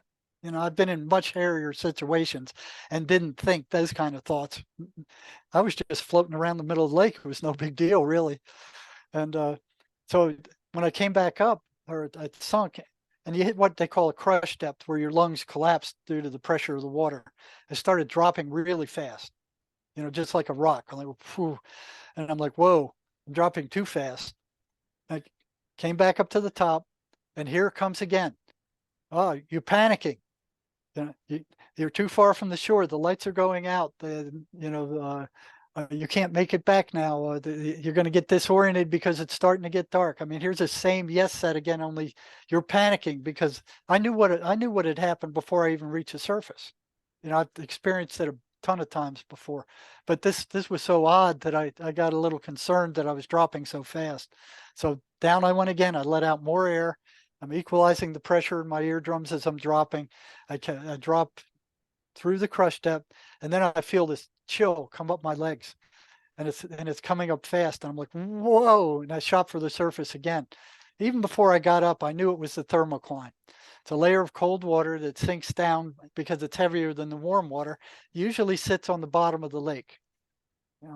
So I got to the surface, and here it comes again. Oh, you're panicking. You're too far from the shore. You can't make it back. You're too tired. That same yes said again. I'm like, what the hell is this thing? What is this? So I dropped down again, you know, drop, drop like a rock. I go through the thermocline, which surprised me because I thought it was sitting on the bottom. It wasn't. It was floating above the bottom. And I could feel this cold water just going up my body. And I came out the bottom and it was warm again. Okay? And then I feel something icky crawling up my legs. I mean, it's just moving fast, shot for the surface again. Even before I got to the surface, I knew it was the muck at the bottom of the lake. I didn't think there was muck at the bottom of the lake because as far as I had ever walked out, it was rocks. So I thought it was rocks all the way. No, there was muck down there. So I got to the top and here it is again. So you're panicking, you're going to drown, you're too far from the shore, the lights are going out, and a motorboat's coming in and it's heading right for you. I didn't hear a motorboat. You could usually hear a motorboat a long ways away. Underwater, you can hear it sound for a long way. And I look off in the distance and here's a motorboat coming right for me. And here's this thing saying, it's going to grind you to pieces. They can't see you. It's heading right for you. It's going to grind you. It's going to grind you up. They can't see you. So I'm going, no big deal. I've had to dive below motorboats before. I've done it before. If I have to do it again, I can do it again. I can hold my breath long enough for it to pass over. I can deal with this. I wasn't upset by it, but I was watching that motorboat and it's coming right for me. Like, I'm watching it close and it's coming. I'm like, yeah, I'm not going to need to dive. It was, like 30 feet away. And I watch it as it passed by and I turn my head and I'm watching it and I wasn't paying attention to the wake that it kicked up. And I go to turn my head again. I'm taking a breath of air. And as I do, that wake washes over me and I get a mouthful of water. And I'm like, coughing it out. That thing kicks up really big then. See, you're choking. You're going to drown. You're too far from it's all this crap again. So I spit that water out, clear my throat, and head for the bottom again. Drop down, clear my ears, feet stick in the mud like a dart. And then I just hunch over like a dead man and I'm just floating like a dead guy. And I'm too scared to be thinking anything. So my mind is completely blank. The water is bath warm. I'm not feeling anything. All my senses are cut off because now it's dark. It's like 8 or 9 at night. It's dark outside. There's no sight. There's no sound. I'm not feeling anything. All my senses are cut off. And all there was I was aware that I was aware. It was like a peak moment. It was like, what's below all these senses that we've had all our lives? You remove all the senses and that's what's there. Just an awareness that you exist. And it was like a peak moment. After I ran out of breath, I swam to the surface and that thing was gone. But what surprised me about it is it sounded just like the thousands of thoughts I have in my mind every day. There wasn't any difference. There wasn't any difference in timbre, like you're gonna drown or anything like that. It sounded just like all my regular thoughts, all the thousands of thoughts I have in my head every day. And that's what it's like with the schizophrenics. It sounds just like their own thoughts in most cases. There's some cases where they're different, so they can't tell the difference. So these things make you think that these thoughts belong to you, but these entities are inserting those thoughts into your mind and they're all negative. So we're all being attacked by them. Yeah. Every So, negative, like Sherry says, any negative thought that comes into your mind about yourself or anybody else comes from the dark side. It comes from these things. They want to bring you down. They want to take your energy. oh man. So that's kind of what they are and what they do. Um, how do they gain entry? Like in your case, you prayed for it, and that was sort of an invitation. And in the case of a lot of schizophrenics, is there a drug correlation? Yeah, there's a drug correlation with especially methamphetamine. I've Oh seen yeah, more prisoners go psychotic on meth than any other drug out there. really? They start using it. They feel high. They feel like Superman. They have tons of energy. It feels great. And then they start hearing the voices for a while they're under the influence of the drug. And they're telling the voices are telling them bad things about themselves, or they tell them that they're special spirits and they can do special things for them. Um, and then when they come down, they go away. So they're convinced that it's a hallucination due to the drug. So they keep using it. And then one day, the voices don't go away. They're there permanently. There's nothing they can do to get rid of them. And they're just as psychotic as anybody in the mental hospital. You know, Wow. and I've seen that happen with cocaine too. People using, cocaine. Um, another way they get in is through extreme physical, mental, and emotional trauma. You know, they will. It's like they're sharks that smell blood. They'll attack the most wounded victims, which is very upsetting considering what's going on with this child trafficking right now and the torture of these children. I mean, they're making these poor kids psychotic. They're destroying them with this child trafficking, with this sexual abuse, and the United States government is complicit in it right now. All these kids coming across the border, they're sending them to anybody who's got a phone number up north. They don't investigate these people. You know, all these thousands of kids coming in over the border, they're being trafficked. Same thing Really? with Ukraine. There's thousands of kids being disappearing, and they don't know where they're being going. They're being trafficked, and the government is complicit in this right now. They don't know where those kids are going. I haven't looked into that yet. I'm only aware of, I mean, it seems very likely that it's true, but like I haven't seen Sound of Freedom yet, or I'm aware of the talk, and I don't doubt it. It's I've heard, massive. It's one of the yeah, most lucrative businesses out there. They're making billions of dollars selling women and children. that's horrifying. Um, it's, I don't know if recently I've been doing a lot of delving into the Catholic Church. I'm not Catholic, but I interviewed a priest, and then I interviewed a guy who had a demon in his house, and I don't know, it's just, and I've actually made a friend that's very Catholic also in recent months, so it's been on my mind. Um, the Catholics have an interest. If you look at the voices, right, and schizophrenia through the lens of, well, it depends on the Catholic actually. The last priest I interviewed doesn't even acknowledge the demonic. In fact, he thinks one day the exorcism will be gone away with because we'll have figured out the brain or No, whatever. no, no, no. That's how the biggest trick the devil's ever played on the human race is that he doesn't exist.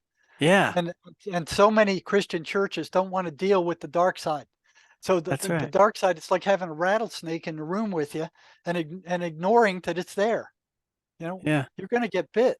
So how convinced are you that this is demon of biblical proportions? Like, Up 100%. I have not a doubt in my mind that these things are negative entities or function as demons. yeah, so I've talked to them. I've spoken to them. I've gotten rid of some of them. I've had people recover. I've got to say, and what's interesting is it's like they're all made from the same cookie cutter. So the voices that I dealt with at the state hospital in Georgia ran the same patterns as the voices that I dealt with when I came here to the prison, and now I have a private practice, and the voices are the same all over the planet. They run the really? same exact patterns that I were telling you. It's like they're all made from the same cookie cutter. There's no Yeah. difference between them. Some of them speak other languages. So if you were going to present this, just to people who were going to listen to you and use logic, and statistics, whatever you're going to provide in order to convince them that there's a supernatural realm that these voices are operating in, whether you want to call it interdimensional or whatever, what evidence would you present? Well, that's what I do on my website. I get people who've heard voices, who are struggling with voices, who are willing to speak out, people who've recovered. Um, Psych nurses, we just got a psych nurse, that's willing to testify that these drugs don't cure anything. So if you go to my website at jerrymarzinsky.com, you'll see these people who are speaking out saying, yes, this is what's happening. This is how they operate. This is what's going on. You know, a lot of them don't want to do that, but some of them are brave enough to do that. Wow. If they're working, a lot of times if they're working, they're hesitant to do that. Um, but yeah, we've got several of them. You go to the website, you can listen to what they have to say about the voices and how they beat them. There's plenty of witnesses there. Okay. I'll link the website and your book in the show notes. I was just thinking about an exorcism as a means of escape from schizophrenia, right? So if you look at the movies, particularly, not that I give them a lot of credence, but I've also heard other exorcists discuss this, like Malachi Martin, you probably heard of. He was he had a series of interviews he did with Art Bell back in the late 90s. And he wrote a book called Hostage to the Devil. It was a case study of 5 possessions. And none of those presented in his studies were schizophrenic that I recall. But they weren't undergoing treatment for mental illness, but they would come to him and they would present with these voices that they were living with. And so if they had gone to a psychiatrist, They would have been put on they drugs. would have been put on drugs, right? Yeah. Um, what do you think about exorcism as as a means of deliverance from schizophrenia? Well, in my, I'm not an exorcist. I have walked some of these voices out of people, and once you walk them out, that particular one doesn't come back again. I mean, they're miserable. They don't like what they've been assigned to do. They the energy that they take from these people, they have to give the majority of it to some entity up the line. They're basically slaves. They're treated bad. They hate doing what they're doing. They don't know how to escape. They're lied to. They're told that they have no light in them and that if they don't do what they're told, they will cease to exist. Yeah, there's a whole bottom line level of these things. So they go level by level by level. Um, You I forgot. you encountered them Oh in yeah, different I've stages on the spoken to them. hierarchy? Yep, yep, many times. I've spoken to them. Uh, I've walked some of these out and had their masters show up. You know, What's and that look like? well, they're just stubborn. They're pissed off that one of their subjects got taken away from them. So you were asking about, you know, if you get rid of some of these things. Well, the thing we're back to the frequency again. Okay, uh, what the psychiatric mafia and the universities is saying is, if a child comes from a schizophrenic parent, they have what a 10% chance of becoming schizophrenic themselves. I don't think that has anything to do with genetics. It has to do with how the kid is treated. The schizophrenic mother is very dangerous to the child. Some of the nastiest battles that I've seen were between the voices and mothers trying to protect their child. So schizophrenic mothers who the voices are telling them to harm their child. I mean, massive battles between that motherly instinct and in some cases the mothers lose. They end up killing the kid. So um, what I've seen with the exorcist stuff, as far as I could see, if the person doesn't get on a positive spiritual path and stay there, if they don't do something to increase their vibration and pull themselves out of that rut, these things will just return. So, like in the Bible, it says you clean out the room. If you don't replace it with positive stuff, these evil spirits will come back, and they'll come back 7 times stronger. I've seen that over and over and over again. A lot of these guys think that just because we got rid of the voices, they're cured forever. like taking an antibiotic, you get rid of the infection and it's gone. No, it isn't like that with this.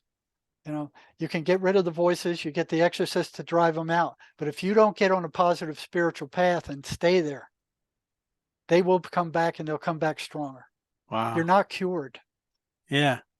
You got to change your thought patterns and you got to Got to change your change your behavior. thought patterns. You got to be aware of the thoughts coming into your mind.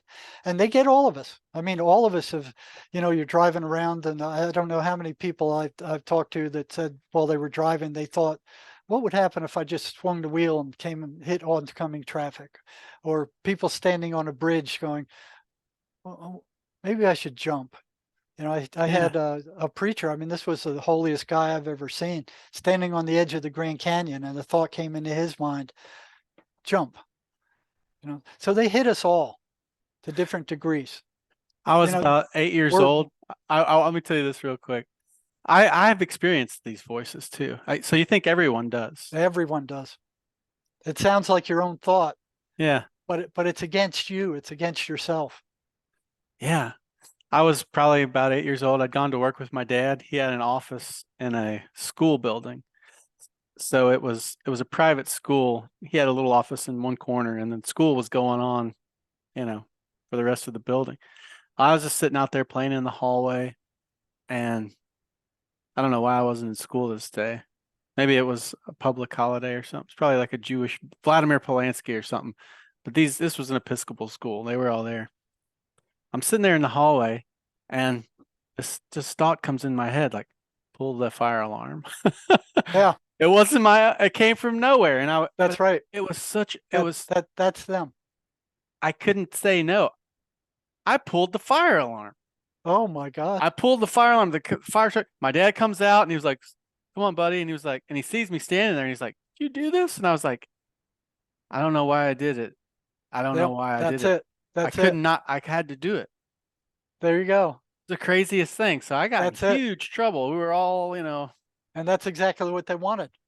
yeah. They wanted you in that trouble, and I got a then you were spanking. I got generating. Yep, you're generating a lot of negative energy after that, and it was all from that one thought. They didn't even yeah, have to work at it. You pull that time, and that's what happens with prisoners. They want those guys in prison. So once they get into prison, it's a totally negative, paranoid environment. That's a hog's trough for these things. They are in there thick. You can feel it when you walk in the door. You can feel it. you know and then all these psychotic guys that they don't want to spend the money for drugs to keep them down, they give those antipsychotics to the worst of them that are causing problems, but the other ones that don't cause problems, they're just crazy, they don't give them anything. So they spend years in prison in this paranoid, uh, evil environment, and then when they're done their time, they kick them out the door and give them $50 and said, okay, you're out of here, you've done your time. I've seen them send people out that I knew were going to kill somebody within 6 months. They were going to kill somebody. Had no doubt in my mind. You know, that's horrifying. they don't do anything for these people in there. Especially these private prisons. They're the worst. They don't care about helping these people at all. They care about the bottom line. They're going to spend the least money possible. And what they're doing is paying off the legislatures to give them contracts to deal with these prisoners and saying we can do it cheaper than anybody else. But they're releasing them in much worse shape than anybody else either. They're not even trying to help these people. I got another question. I think the only opportunity you might have had to encounter this type of patient might have been in prison or maybe now in your private practice. But I was listening to another guy give a testimony, a really brilliant guy. He's a writer, a blogger now. Um, but he was a practicing Satanist. Oh boy. He got into witchcraft and Wicca and then just kind of, the trajectory led him to Luciferianism. He says he had a really special relationship with Lucifer or whatever.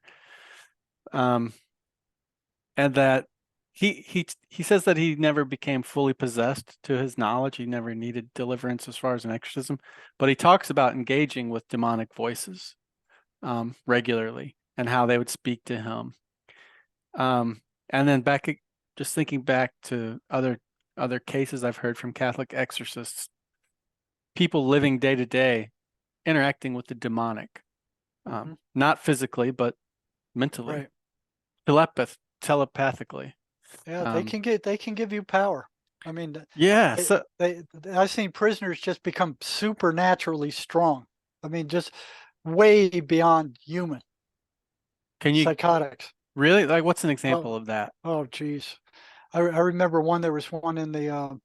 This was in a high security prison in Florence, where they went to move this guy, and he was a big crazy guy, a big, strong, crazy guy. And the guards are usually macho. They're kind of getting off on their power. A lot of them. There's some good ones, but there's usually in the higher security things, these macho guys, and they go up to his door. They said, um, "We're moving you," and he goes, "I'm not going anywhere." They said, "Cuff up. Stick your hands out, cuff up, or we're going to get the pepper spray." And this prisoner goes, "Go get your pepper spray. Come on in. You want me out of here? Come in and get me." So they have these quart cans of pepper spray. I mean, these big cans of pepper spray. They crack the door. They go, "We're giving you a last chance. Come on out, or we're gonna spray you." He goes, "Screw you. Come in and get me." So they start spraying him. He puts a towel around his face, and they just drench the whole inside of his cell with these quart cans of pepper spray. I don't know if you've ever experienced that, even a little bit. That stuff is nasty. I mean, it's very nasty. It incapacitates a normal guy. He'll be on his knees just crying. Not this guy. He just sat there, and they said, now come on out. He goes, "Come in and get me, you bunch of fairies." So he starts insulting them. Now you have the whole cell block watching this show. It's the guards against this psychotic prisoner. And they said, "You come on out of there. We're going to go get the stun guns." He goes, "Go get your stun guns, you bunch of fairies. You want me out of here? Come on in and get me." Well, the stun guns, I've seen them. I mean, one shot, and even the biggest prisoner's down. I mean, he's down. He's off his feet. This guy, they shot him. He's standing in his middle of his cell and he's just shaking. He's just like that. He would not go down. So they got a second stun gun, shot him with that. One was charging while the other one was discharging. So it was like boom, boom, boom. By then, the warden came down. They had done that 17 times, and the guy still would not go down. So the warden said, "I'm going to get in trouble for cruel and unusual punishment. Stop it." All right. So they stopped the stun guns. And the guy, they said, "Now come on out." And the guy said, "Come on in and get me." Nobody's going to go in there at that point. So they say, "Come on out, or we're going to get the dogs." Now the prisoners were terrified of the dogs. These were very expensive trained attack dogs. I mean, they were just trained to rip you to pieces. They were like wolves, and prisoners were terrified of them. And the prisoner said, "Go get your dogs." So they went and got the attack dog, put him outside the cell. They gave him one more chance. They said, "Come on out, cuff up, come on out." He goes, "No, you come in and get me, you bunch of fairies." So they slid the cell open, and the attack dog jumped in. He's sitting on his bed, and he throws up his arm in front of his face like that. The dog clamps onto it, bites down to the bone, and he's gushing blood. And he pulls the dog up to his face like this, and he's looking the dog right in the eye, and he goes, "Sit." And the dog sat. Didn't let go of him, but it sat. And then he goes, "Nice puppy." He starts petting it. "Nice puppy." And everybody outside the cell is going, "What the blazes is going on out there?" And they had a rope attached to the dog. So they pulled the dog out. The dog was clamped onto his arm, and the dog drug him out. And there was, I don't know how many guards were out there at that time, 15 or 20, and they beat the shit out of him. You know, yeah, you talk about being supernaturally strong. They're like that. They get supernaturally strong when they get agitated. It's an energy that's beyond human. It's well beyond human. And I've seen a little, 150-pound inmate bounce two big guards around the inside of a cell like they were popcorn. Really? What Yeah, about the it's guy that jumped in front of a truck? What?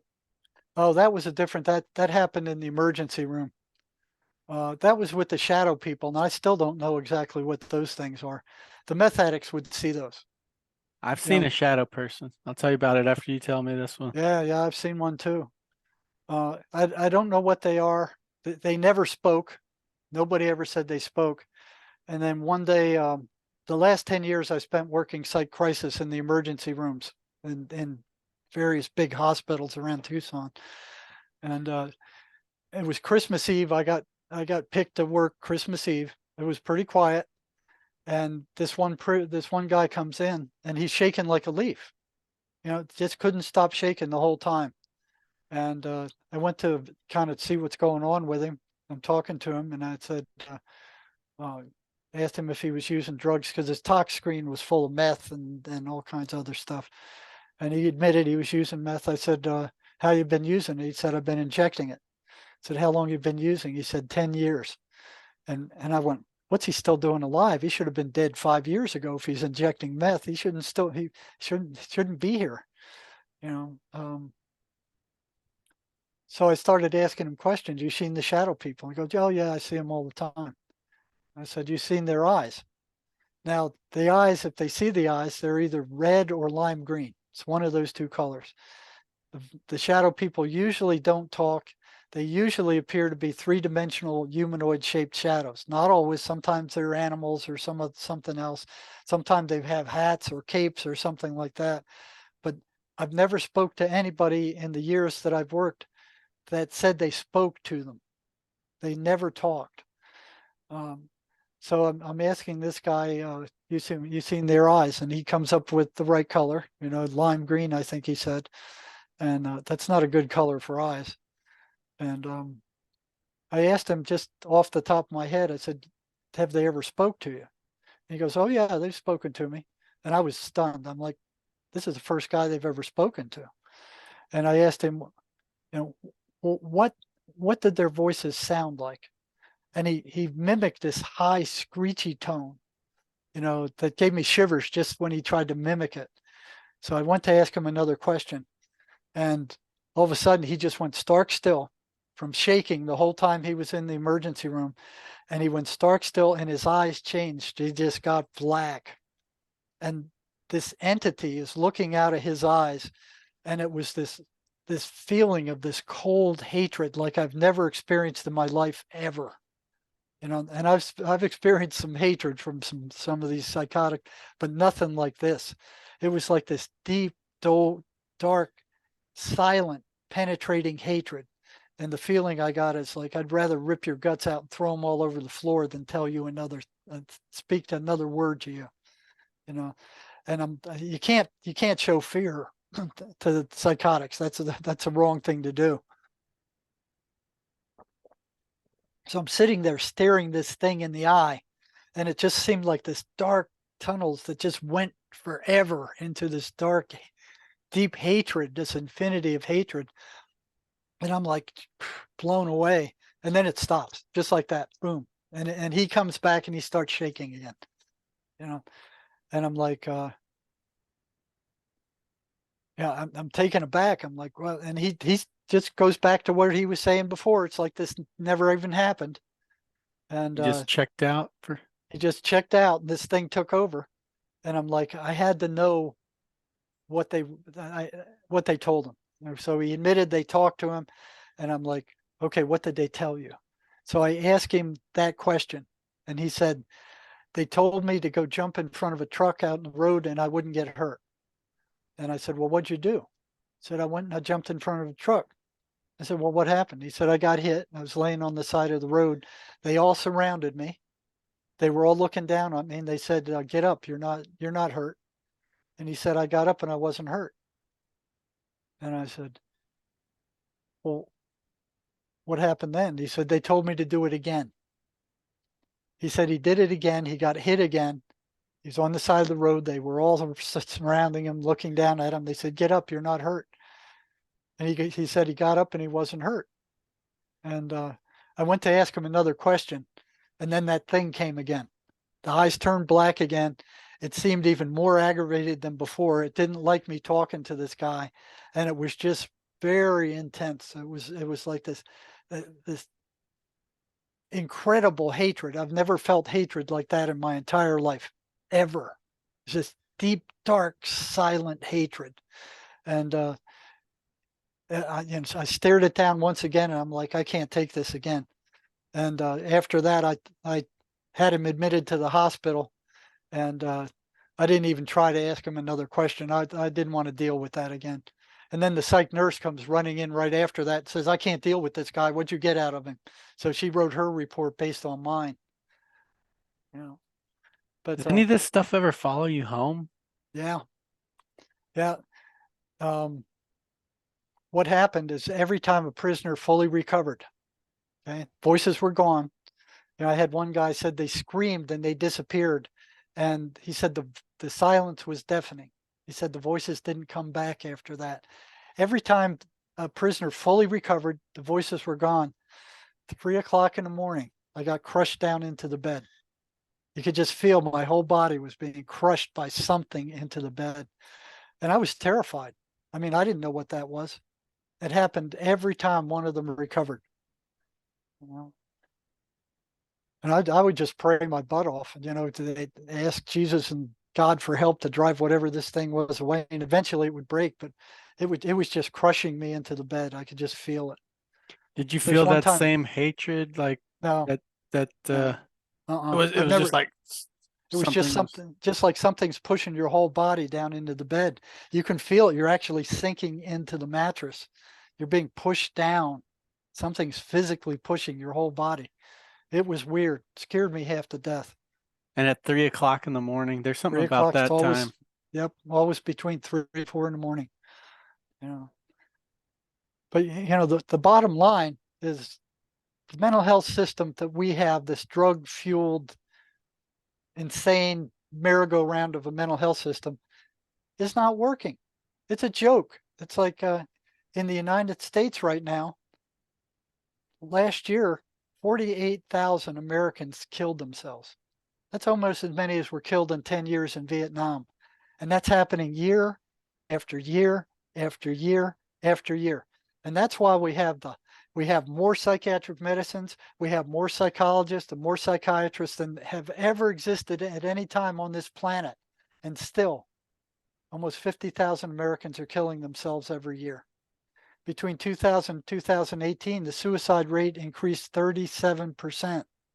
Holy Well, cow. an estimated 24 veterans a day are killing themselves in the United States. From 2006 to 2016, the suicide rate increased 2% a year. 10,000 Americans are diagnosed with schizophrenia every year. I mean, 10,000 people are being taken over by the voices every year. Psychiatry is doing nothing to prevent this. These drugs are curing nothing. They're just merely tamping down symptoms. And these new energetic therapies, like the MACE energetic therapy, which I'm using right now, that actually get at the root of the psychological problem and dissolve it, they want nothing to do with it. They're making what was it? I think it was $14 billion a year worldwide selling antidepressant drugs or antipsychotic drugs. Wow.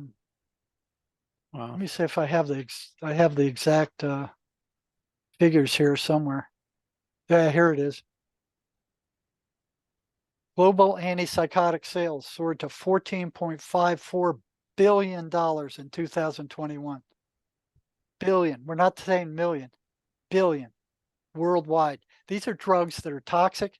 They're rotting out the person's peripheral and central nervous system with long-term use. They're destroying people. All they're doing is suppressing symptoms. They're not curing anything.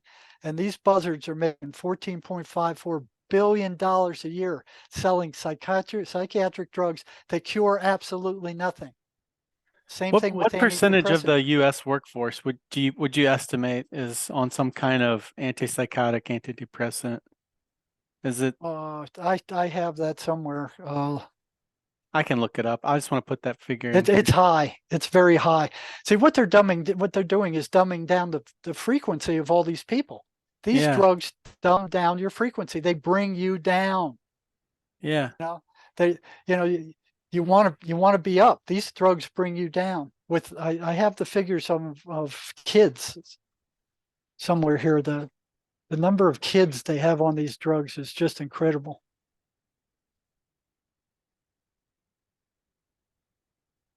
Yeah, I've heard you quote that one. Kids under 6 too was the last one I remember Yeah, you. That, yeah, they're little kids. I don't know where that is. I'll find it. Let's write that down.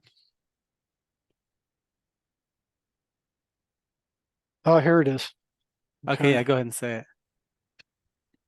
There's more than 7.2 million kids are on antipsychotic or on psychiatric drugs right now. 7.2 million kids on psychiatric drugs. These drugs cure nothing. All right. 622,723 are under the age of 5. My God. 80,235 are on ADHD drugs, which is methamphetamine. And I've talked to a lot of these prisoners who started off like that and they continued using meth from the streets and ended up in prison. So these ADHD drugs are it's methamphetamine. You know, 38,534 kids are on antidepressant drugs. 85,000, more than 85,000 are on antipsychotic drugs. These are drugs that are destroying their brains and their central nervous system. 85,000. These people have no conscience. They will just prescribe drugs to anybody who they, to anybody. I mean, you're not going to go into a psychiatrist's office, complain about anything, and not come out with some kind of drug. These people are drug pushers for big pharma, and they're Yeah. treated special by big pharma. They give them all these conferences, they feed them meals, they send representatives, they give them all these kind of perks. 389,558 kids are on anti-anxiety drugs. You know, and most of these kids are under the age of 5. What are the SSR drugs I've heard? Is that it? SS, yeah, S SSRI drugs. They're antidepressant drugs. those are antidepressants? I Antidepressant drugs. They I say heard it messes with your serotonin, and it's like it blocks the destruction of serotonin, so the nervous system keeps firing. But they don't have any evidence for that either. You know, yeah. there is no evidence for these things working at all. I mean, this is just they tamp down symptoms. That's all they do. You know, now the MACE energy method actually goes after these psychological problems and it gets rid of them. But when they took this method and they brought it was developed by a ship captain in Australia of all people. He was a counselor, but he worked on it all his life with another man who was also a counselor. They found that it worked. It actually goes in and gets to these problems that were created by trauma, and it solves them.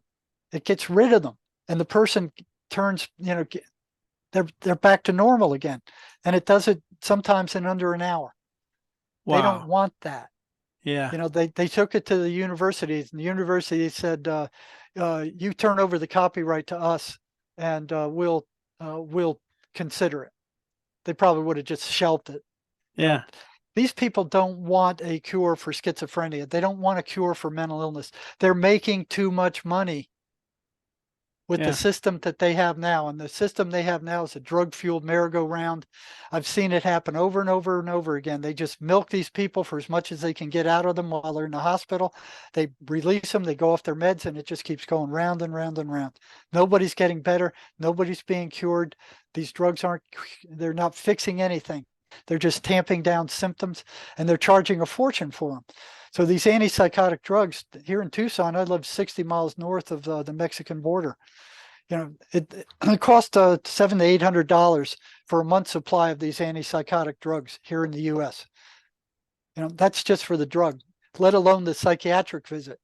And they won't make them over-the-counter drugs. These are not abusable drugs. Nobody in their right mind would take these drugs. Their symptoms, their after effects, their side effects are awful. Nobody will voluntarily take these things. And yet the psychiatrists have this death grip on the prescriptions. You got to come to us for a prescription.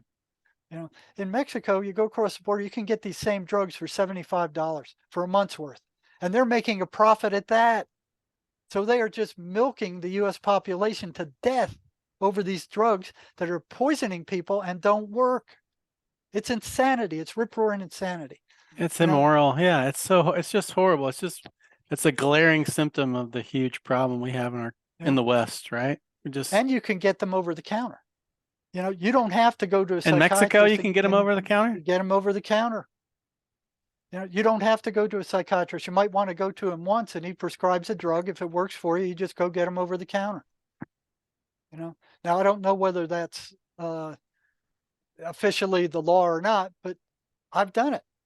Yeah, You go and you said, I want some Risperidol. They go, well, there'll be that much, and they give them to you. In Mexico, you can get almost anything over the counter. But yeah, so they're making at $75, they're still making a profit, or they wouldn't do it. So right. they are just milking the United States population to death over the cost of these drugs that don't do anything other than just bring the person down and drug him. They're just major tranquilizers. They don't work. They don't cure anything. It it makes you think they're working in unison with the entities, right? Well, Um, I would think so. there's a real evil agenda. We know that in my belief system, right, there's a hierarchy of evil with Lucifer at the top, right? And God's, of course, sovereign over it all somehow, but um, he's called the Prince of the Earth and the Prince of the Power of the Air, and he has all this power here in this realm. He had the power to offer Jesus what he offered him in his 40 days in the wilderness. And that's just seems like the most logical answer to a lot of these evils that we live with, the inherent evils of these systems that we're stuck living in. And the Well, only way out of it is alienation, you know, basically. Either you kowtow to it, you work within the system, you be a good corporate stooge or what, there that's an oversimplification, but well, I'm just you do what you can where you can. yeah, And these patterns that I was reading you. yeah. If you read through the entire list on my website at jerrymarzinsky.com, you'll see they're the same exact patterns that the mainstream media is feeding us right now. Isolation, you know, uh, uh, lies. It's the Fear. same fear. It's the same exact patterns that they're running. It's the same entities at a macroscopic scale. Wow. That You look implies through, that implies a unified intelligence, certainly, right? They're yeah, using the mass media but to generate the same exactly. You look at feeding it, trough. Yeah. negativity, anti-religion, foster negative emotion, energetically drain their victims. Stay away from, isolate yourself, stay away from family, wear the masks. Uh, you can't ignore them. They're coming at you from the radio, the television, everywhere you turn on. What do you think They've, about these? Like, it makes you also think, okay, is this thing siphoning my energy somehow? I've often thought that, right? About you know, these different social media tools where you just look around and everybody's just yeah, it's yeah, easy to they're imagine. hypnotized by them. Yeah, so there's some demon feeding off of them while they're just like Well, scrolling through. you look at the news on those things, the grand majority of it is negative. Yeah, Negative this guy did this guy murdered this guy, this bad thing's happening now. So it's constant negativity. It's the yeah. same thing that the voices do to schizophrenics, only it's Wow. on a macroscopic scale. It's happening to all of us. Yeah. So Yeah. how do we combat it? Just in Well, general, just first of all, you need to be aware that it exists, yeah, because it's normed. Look what they're trying to norm now. All this child predator stuff, this transvestite stuff, this all this weirdness that they're trying to normalize. You it's have to insane. realize that these are negative entities that are doing this. Yeah, yeah. I believe that 100%. It's hard to imagine that most people can't see that, but somehow, No, because you're raised in it. It's like a fish raised in a fish bowl. They can't see the water. yeah, yeah. You're used to it. You've been told that every negative thought that comes to your head belongs to you. Wow. Well, you have time real quick. In fact, I got like 10 minutes before I gotta walk down the street and get my kindergartner. You said you saw a shadow, man. Can you tell that one real quick? Well, I just saw it out of the corner of my eye, but I saw it. Yeah, where was it? Well, it was moving, it was moving through my house. So my kid, they can't get me, so they've been picking on my kid. And what's troublesome is he won't listen to anything I say. So he's taking the rough path. He's getting better, but if he would listen, we could straighten him out real quick, but he won't listen. So he kind of has his ups and downs. And he was using hard drugs for a while, and it was while he was using those hard drugs that I saw this thing scoot out of his bedroom and out the door. It was like a black blob. It Really? wasn't in the shape of a man. It was just like a black blob. Okay. What, how did that affect you when you saw it? Was it surprise or were you just kind of Yeah, it like, was a yeah, it was a surprise. I knew what it was, but it was a surprise. yeah. I saw one when I was about 12 years old. I used to, there was a lot of negative energy in my house. And I would sleep on the floor. I was too scared to sleep in the bed. Sleeping on the floor one night and just sleep paralysis, right? This was Mhm, before that was a discussed term or before I knew about it. But I woke up with that fear, and the way you described that hatred just like radiating from something, that's kind of what I felt. Just like you wake up and you're just afraid for no reason. mhm, And there was a sound in the air. It was like a hive of bees, just kind of like a swarming, like that, or like the static screen of the old TVs, mhm. just a fuzz kind of. And that was kind of all I could see too. It was like, it looked like that gray and black fuzzy screen.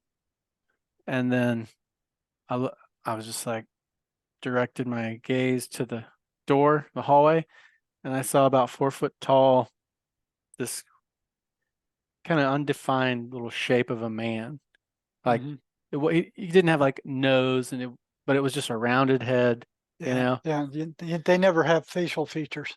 Oh, really? Yeah, no, you don't see any facial features. A matter of fact, I use the eyes as a clinical indicator. The people who saw the eyes, patients who saw the eyes, were much worse shape than those who didn't. Really? Okay. Well, Yeah, this I didn't see any eyes, thank God, but it was just like bobbing in and out the head, and then it did this weird move where it was like it was bobbing in, but instead of shuffling sideways, it did this. Burnt, like what would have been its back yeah, stepped into the doorway, but then it still proceeded forward in that direction towards me. So I saw that. And yeah. actually what happened, my mom, she says, she was woken up by God to come and pray for me. So she just walked right through it and she knelt by me and put her hand on my head, and I just Wow. passed out immediately. And I woke up the next day. I remember waking up the next day, not like vague recollections, and I'm sitting at the table, and then I remember it as I'm eating my cereal. My mom's doing dishes or whatever, and I said, "Mom, did you come in my room last night?" She was like, "Yeah." What happened? And I was like, "I don't know, something bad." And she said, "God woke me up to pray for you," and I was like, "Okay, well, it's a good thing." You Yeah. know, it was just too weird So to ever, talk about, but so you never told her? I've told her since then more about it. But Yeah. she grew up, and my father was a preacher. And her father was a preacher, and my dad's dad was a preacher. So religious, we had there was a space for demons in our Hmm. worldview, basically. Um, so we didn't really talk about it anymore at all. And there were things going on in our family and in her marriage that I was unaware of that I think were um, feeding those entities in our home. Yeah, they love to break up marriages. They love to break up relationships. They want you isolated, just like the deep state. Isolate yourselves. Don't talk to one another. Don't get together. To stay apart, 6 feet apart. Yeah, Don't visit your friends. Don't. That's exactly what these things do with the schizophrenics. Go lock yourself in your room and don't talk to anybody. Don't interact with anybody. It's the same entities on a macroscopic scale. Yeah. I actually had a lot of dealings with this. I mean, it's been forever. We've been talking 2.5 hours already. Um, Yeah. but if you want some more, if you want another case study for your research, I'd be glad to talk to you a little bit more about the aftermath of that and how I had a personal struggle with those voices. And I never really knew. I always assumed about myself that I had some mental unwellness as a result of, you know, my parents' divorce at 16, and the small town, my dad's the preacher, has an affair with the secretary. They both leave. I finish high school living in my girlfriend's basement, like just total world explosion, right? Trajectory of life completely changed. And I started doing a lot of drinking all the time, doing drugs, hallucinogenic drugs also, which um, I attributed a lot of these problems I was having later in that time frame to the lifestyle I was leading. But there was an intelligence, and I was recognizing patterns in my own thought. I suspected that they were coming from without, and that they meant me harm because I didn't mean me harm. On some Hmm. level, I knew I was hurt and wounded, and Hmm. was struggling with abandonment and all this stuff.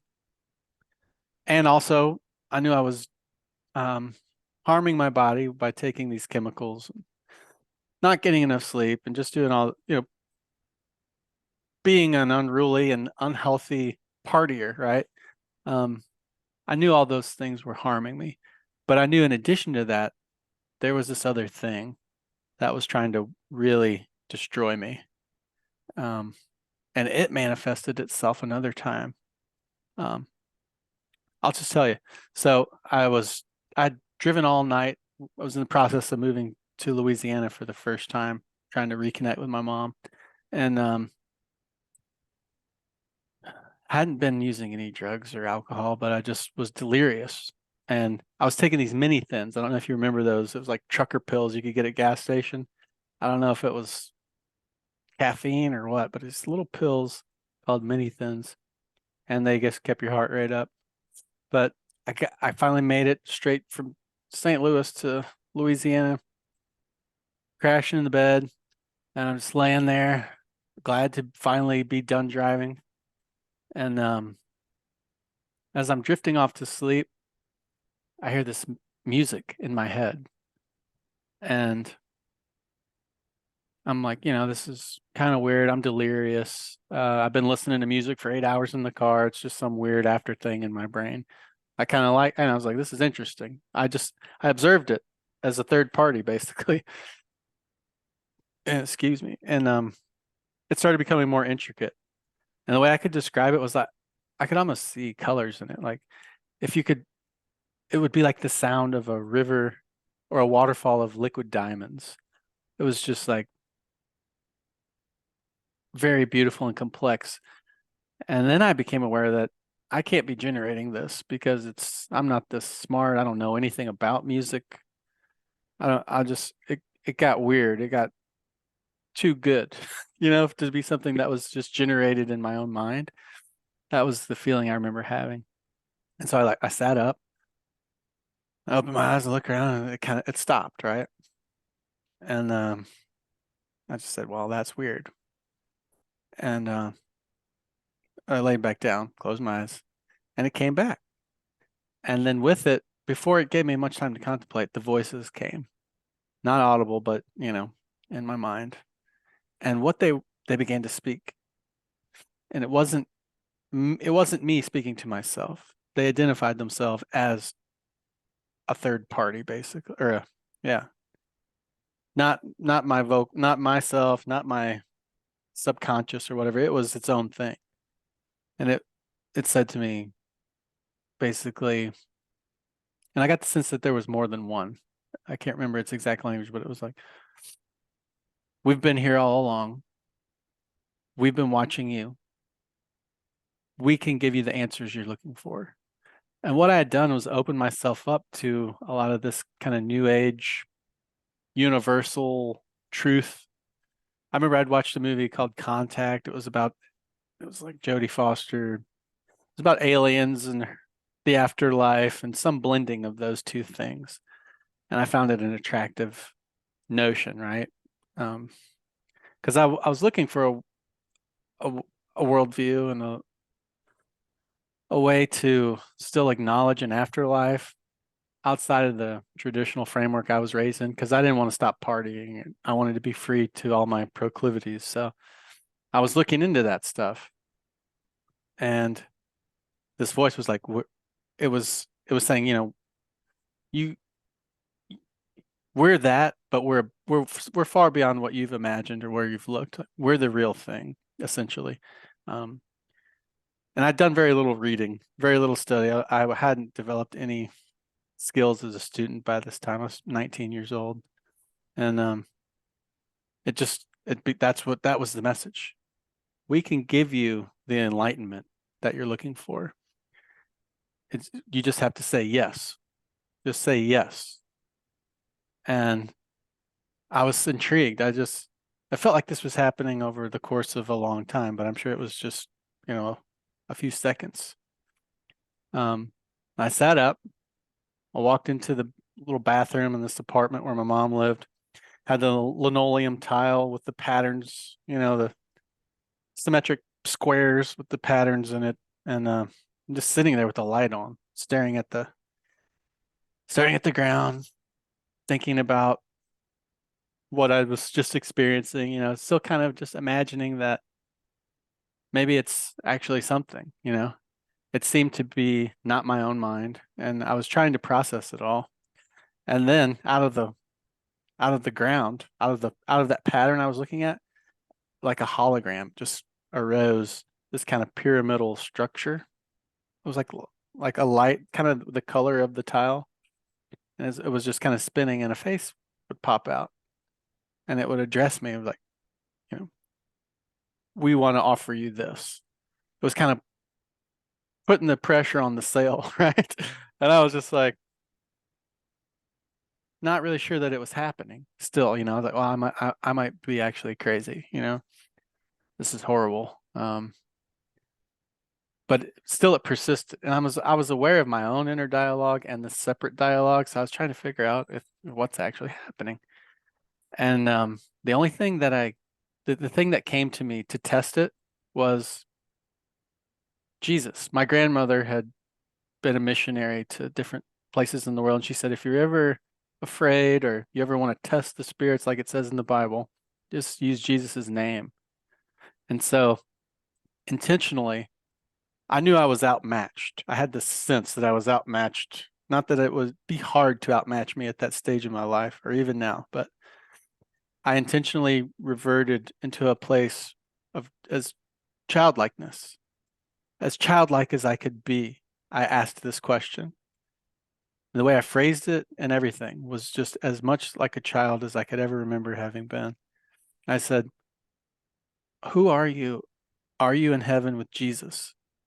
And when I said that word, there was just an eruption of a roar and grimace, like the faces on this pyramid, they were just spinning, like taking turns, just screaming at me. And then it was just like, whew, gone. And then it was like the humming in my ears, gone. I was just like, okay. So I just ran into my mom's bedroom again, and I laid down with her, and she was like, what are you doing? I was like, I just need you to pray for me. And she did. I went back to sleep, and that was that. Did you tell her that story? I told her that story a long time later. I was so uncomfortable. I was afraid the voices, that's when the voices started to nag me, right? They would say, you're crazy. That wasn't Yeah. real. That wasn't real. You're crazy. Occasionally. But what I had was a belief that linked those voices that were now telling me I was crazy. I said, you're one and the same. So I'd say, you're that. I know what you are. And so I used this line of therapy that I've heard you talk about probably for the next year. And then they stopped. And then I wrote it down and I showed my mom. And then I never talked about it again. Well, good for you. I had one. They offered me the voices offered me a lottery number. Really? Yeah, I didn't take it. Yeah. So I always wondered what would have happened had I done it. But something told me, no, don't do it. Don't do it. Well, I got to run here. I got an appointment in about 15 minutes. Okay. But Jerry, thank you so much. I really well, thank you very much. You've been a great help to me personally, and thanks for doing this show. After I get it produced, I'll send it to you before I publish it and let you listen to it. okay, thank you. And I have some other people you might want to bring on down the line to have they witness to this stuff. Ah, I'd love to. Yeah. Okay. Yeah. Well, we can talk about that later. Okay. All right. God bless you, Jerry. All right. Take care. You too. Bye Bye bye. bye.